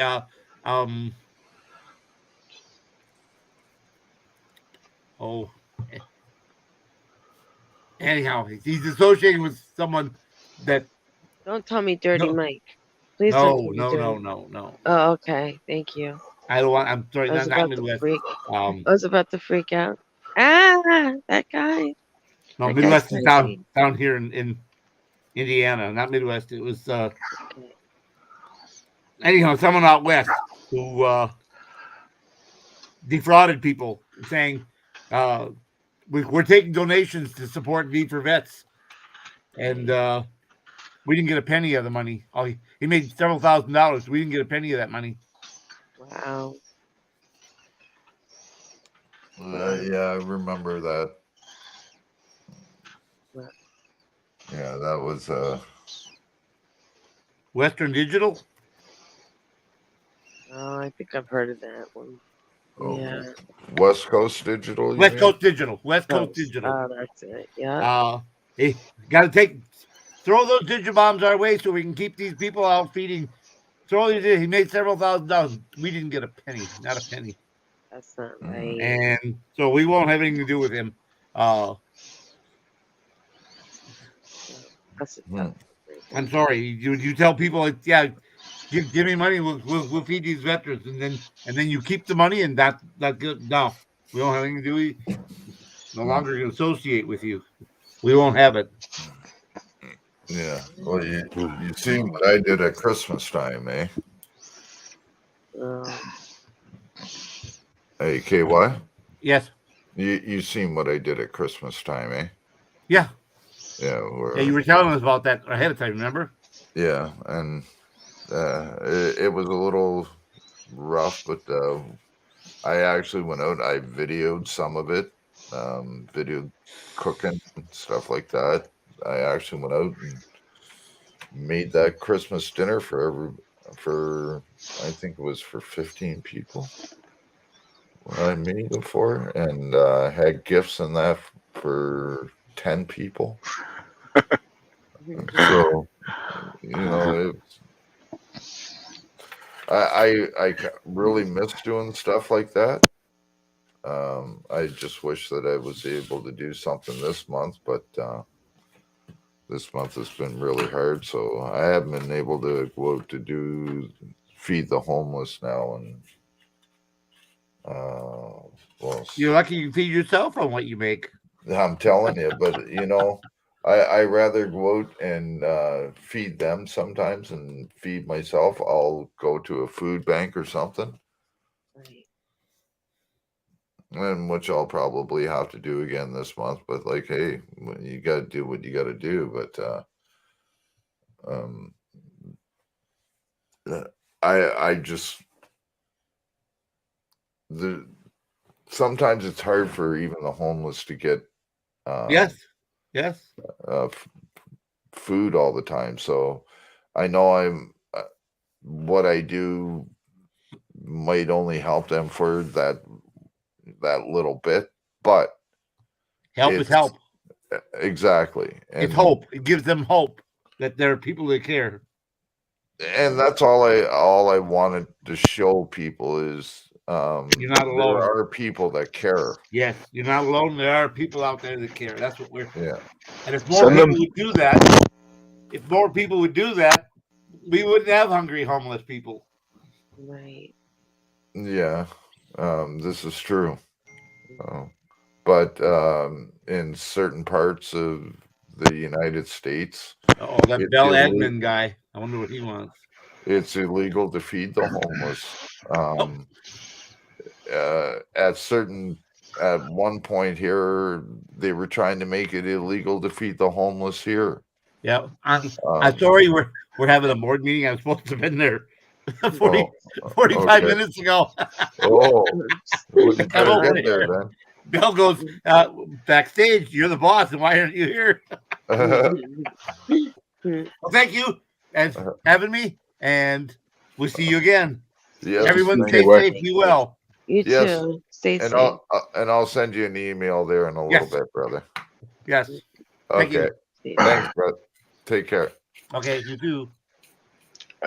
While you guys were chatting there, I was checking my channel and I was chuckling. I don't know if you heard me chuckling, but I was chuckling because that guy came back and he posted a big long spiel about how the protesters are breaking the Charter of Rights, and then I just put a single one-line sentence: the Charter does not apply to the protesters, and then he deleted his whole post. Which I already told him. If he had bothered reading my last post. Yeah, right? Duh.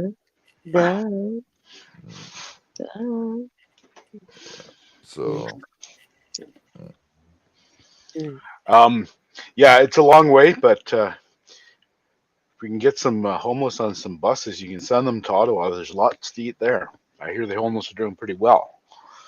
Yeah. Actually, in a few of the cities, even in Halifax, they've been doing stuff like this. A lot of it hasn't been aired or that. I found this one stream. It's just a young girl, maybe 75 to 150 subs or something like that. It's very small, but she was I've seen some of the work that she's been doing covering there, and I can see why she's small, because people don't care about that stuff, and that's. Well, no, depending on the thing, it's hard. Like when I first had my anxiety issues in my mid-30s that I've talked about before, and I had a really hard time adjusting and kind of finding my way after that.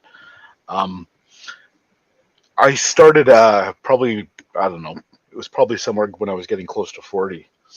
I actually started a website called More Than the Stigma. Because, especially with mental health issues, not only do people who don't have mental illness label people who do have mental illness, and they just become their illness. You know, you're not a person anymore. You're just that guy that's depressed, or you're just the guy with anxiety. You know, Yeah. but we do it to ourselves as well, which, you know, I had to work my way through because, you know, for me it was, I'm not the guy I used to be, and it was a rough time figuring out who I was after I went through that. But what I found in that, I actually had that website up for a year, never really gained traction because the people that don't have mental illness and haven't experienced mental illness don't want to talk about mental illness. And the people that have been through it, they don't want to go back there after they've gotten through it. And they don't want to talk about it anymore. They just want to leave it behind them. So, sometimes with stuff like that, you just, you can't get it going because people just don't, it's uncomfortable. They don't want to talk about it either way. Well, yeah, and well, no, there are lots of different. I'm more talking about the homeless. No, I know, but but what I'm saying is there's a Yes, I the know more there's than that the stigma, and right? that, but So individuals get stigmatized, whether it's for being homeless or now I forget for what I having was gonna mental say. illness or yeah. Shit, I forget what I was gonna say now. Oh, I hate Sorry. that. I hate that. Oh, I get like that too. I hate that. Yeah, my point wasn't just on the mental illness, just the stigma that people label certain other people with. Yeah. Yeah.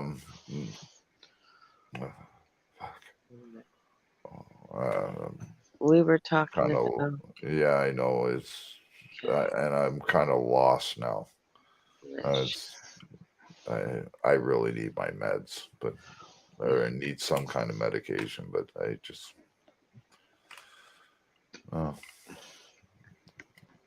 can't afford it.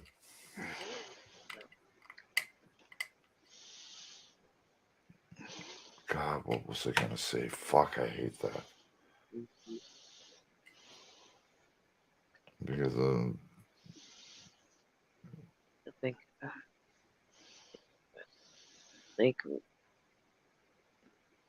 oh well, it's did it have to do with the gone now. truckers? No, had to do with the homeless situation and that. I can't remember exactly where I was trying to go or what I was trying to say or anything now. That's how bad my mind is because of Yeah. now I'll remember in about fucking 2 hours. I'll Yeah, but remember like, every oh, fucking that's word that I want to say and everything. I hear you. I'm like that too. That's why it's very hard that like when I talk, I try not to let people cut me off. I got to keep talking. If not, I'll Yeah. forget what I'm saying. That's Then exactly how I am. I know. I am the same way you are. I get it. I totally get it. one person that was really bad for that was well, my old co-host. Mm. But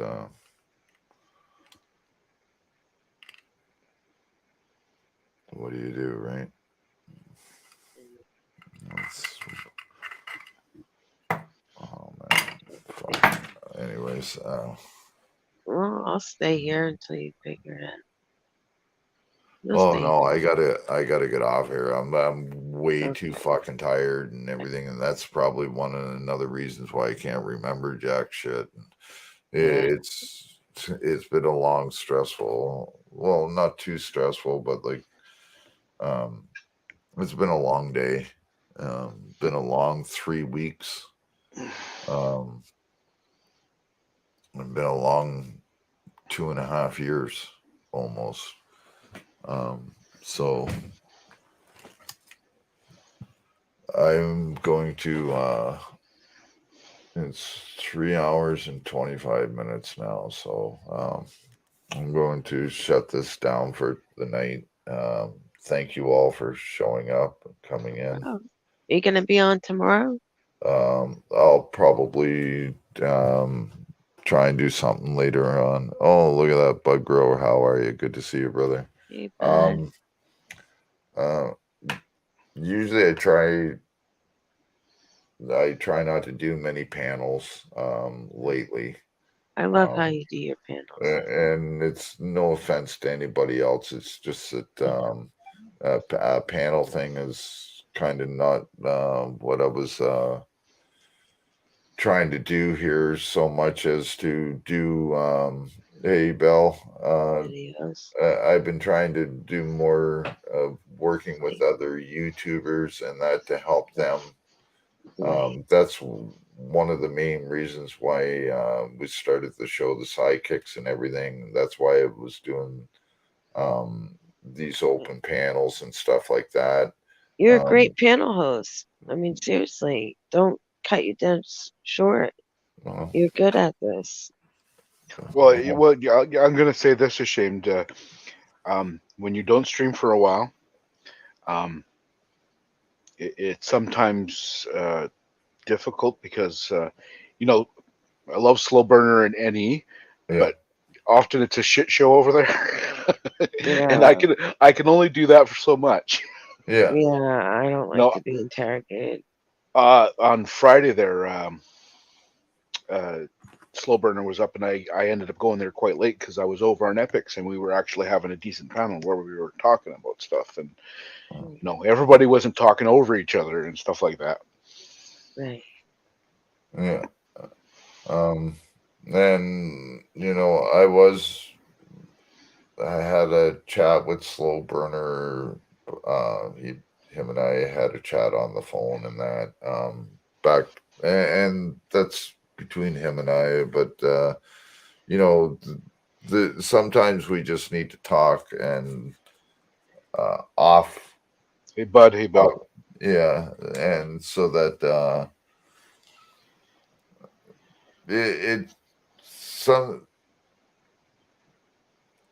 I just feel I know it's the people's show, and I know what to expect. Yeah. The only thing is that may be great for some people all the time. I don't mind watching it. I got mad respect for Slow Burner and Denny. I've known, met them when way back when they first started doing all this. We go back a ways. I got mad respect for them. Oh no, Can I deal with that on a daily basis? Not anymore. Yeah, no, I'm the same way. It's I'll go over there, and usually when I do go, I try to go right at the beginning of the show before it all starts. Yeah. So I'll get in there, and then an hour or two, and the wheels kind of fall off, and I'm like, okay, I'm out of here. Yeah, and I have, damn it. and I have a personal problem with a certain person. Pretty much from the beginning, before everybody knows it. I'm not a big fan of ASMR. Well, if you've been watching, you've seen me and him go at it a couple times over there. So no, it's to the point where if I'm on a panel and he comes on, I just drop off. I don't, and if he's on a panel, I won't even watch that stream. Yeah, no, I've gone at it a couple times with AMSMR. I've gone at it with PDF, and Stevie over there. I can deal with PDF and the way that he is most times, funny. And you can usually walk away from him. But when it doesn't matter what stream you go on. See, PDF, he does his own streams. So people, when they expect that shit. Me, I do my own streams. Slow Burner, he does his own streams. ASMR does not do his own streams. He goes into everybody else's. And what's he do? He'll start off with something, and then as soon as somebody goes to contradict him, he will not shut up and talk over everybody, and then he belittles them and he attacks them. Oh yeah, I'm aware. That's why I got into. Hold on. Look at what he did to me. Not once, but 3 times he attacked me, saying, "Oh, I must be off my meds or something." He attacked Stevie. Oh no, no. He says some horrible shit. Oh fuck! And I, when he's coming on other people's streams and telling the host to shut the fuck up and everything and talking over the host and that, if he would have come, if that was my stream, Oh no, I agree. he would have been gone. I agree. I agree, but it's their show, and that's Exactly. So yeah. No, I I can't agree. say nothing. That's their show. That's the way that's Yep. fine. But But it yeah, no, doesn't mean that I have to be there either when he's there. And that's I exactly will have to why be I've there. that's why I've gotten into it with ASMR a couple times. He hasn't come at me. I've gotten in front of him when he's attacking other people. Oh, he's literally attacked me 3 or 4 times now. Oh my god! For what reason? I mean, just stupid reasons. Well, usually he's going off about somebody. For example, he's been going off about PDF lately. And if anybody tries to say something contrary to what he's saying about PDF, he then attacks them. Yeah, like I'd be attacked. I know it because Well, I'd stick up for PDF. I've and his known him for many years. his biggest thing now is going after AFA and and about this hot tow truck girl bullshit that was going on. And so he's going around. ASMR was literally calling AFA a rapist, that he was in jail for rape. Oh, come on. This is what, and if you don't believe me, just go check this. No, I believe you. This is what he was saying on fucking the World Wide Web. And this is where bullshit gets started. And people can die because people never did the full background of it. They only took one person's account for it and twisted it and put it out there. And that's why I got like absolutely no respect for him. That the fact that he keeps bugging. Yes, I don't like Stevie, Disco Steve, whatever his name is. I gotta run, guys. I'll see you soon. Yeah. Okay. Take care, brother. Thanks. Go ahead. What you But saying? I have this thing with Disco Steve, but I would never stoop so low as the way ASMR did and go after his brother that is in the hospital that got shot in the head by a cop. Wow. Shot And in the head. he wants to attack Stevie about that. He wants to attack people like me because we disagree with him and we're pissed at him because of the lies that he told people. He told people that he owned a dispensary.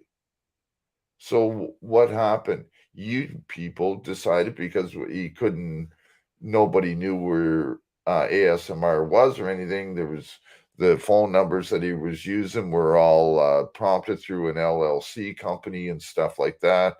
And it was through text now. So you couldn't really find out his phone number or that. So you couldn't call him. So you people decided to go where ASMR told him to go. If you were in the Jerome area, Jerome, Arizona, to stop in and say that ASMR sent you. Well, he went there and you people got treated like a fool. He had, he literally lied there. He told me that he has connections with a dispensary in Vancouver, a distributor for CBDs. He told me this and said that he was going to send this stuff. I sent him my address and everything. He's all full of shit. He's all talk. Yeah. And then he wants people to believe him because he's got that cool radio voice where he does the bring out your bongs and that kind of shit. Right. Yeah, he might have a good elegant voice. He might be able to make people laugh here and there. And if he would have kept to that, it would have been great. But when you start attacking people about their physical disabilities and about their sorrows and people in the hospital dying or could die because of being shot in the head and stuff like that, that's fucking low. And as far as I'm concerned, he's nothing but a piece of shit. And he deserves nothing. Yeah, he's a Absolutely lowlife. nothing. He sounds like a lowlife to me. Yeah. That's what I'm gonna say about that And guy. I'm sorry if I pissed off anybody else out there that may like ASMR, but I have my own personal reasons, and this is just part of them. Yeah. You know, I mean, I'm disabled and I'm bedridden, so was he gonna make fun of me? he does. And that's what he does. If you say something to I'll kick him, his ass. I'll kick his ass. well, Like, you know, it's not fair. he keeps saying that he'll go meet anybody anywheres, but you Oh, know, really? even Okay, my dad's a retired captain of police. How about you come over no, here, it, ASMR? AZ Unfiltered told him he would meet him, and they're in the same fucking state and everything. Right. He's in Arizona.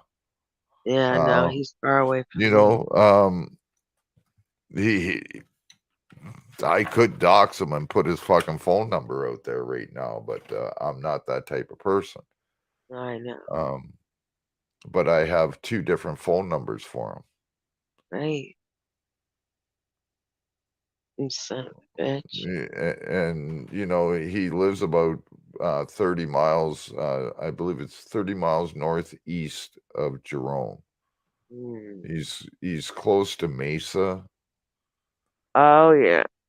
I know Mesa because I used to live out in Tucson when I was 19. So the next fiance, that was so many years ago.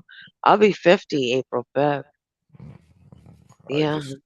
I just turned 55 in January, so Oh, well, happy belated birthday. I hope it was good. no, it wasn't. It was boring as Oh, hell. I know my birthday sucked too. Don't feel bad. I But get it. anyways, again, thank you so much, Hey, I Michelle, can, and I'll be in on private, tomorrow. in private chat. Here, wait, go into your private chat. How do I Where is in just your private chat. So, there you go. Text me. Text me, call me. I don't care if you can.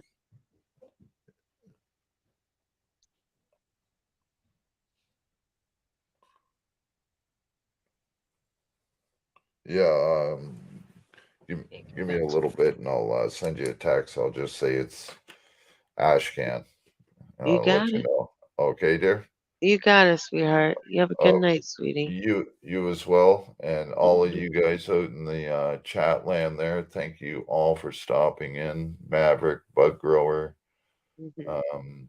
Michelle, thank you. No Canadian problem. I'm here Rights, for you. I got your and back. Bella I see Min. anything stupid. Thank you all, and you all have a great night. And I will be back tomorrow night. Awesome. I'll do another quick update. I'm not quite sure what time yet, but I there will be a post and everything going out about what time. So it'll Okay. be a few hours ahead of time. So you guys Nice. all have a great night, and You thank too. you again. God And I bless you, will man. see you tomorrow. You got it, sweetheart. Take Go. care, honey. You Bye. too. Bye. Bye. Uh,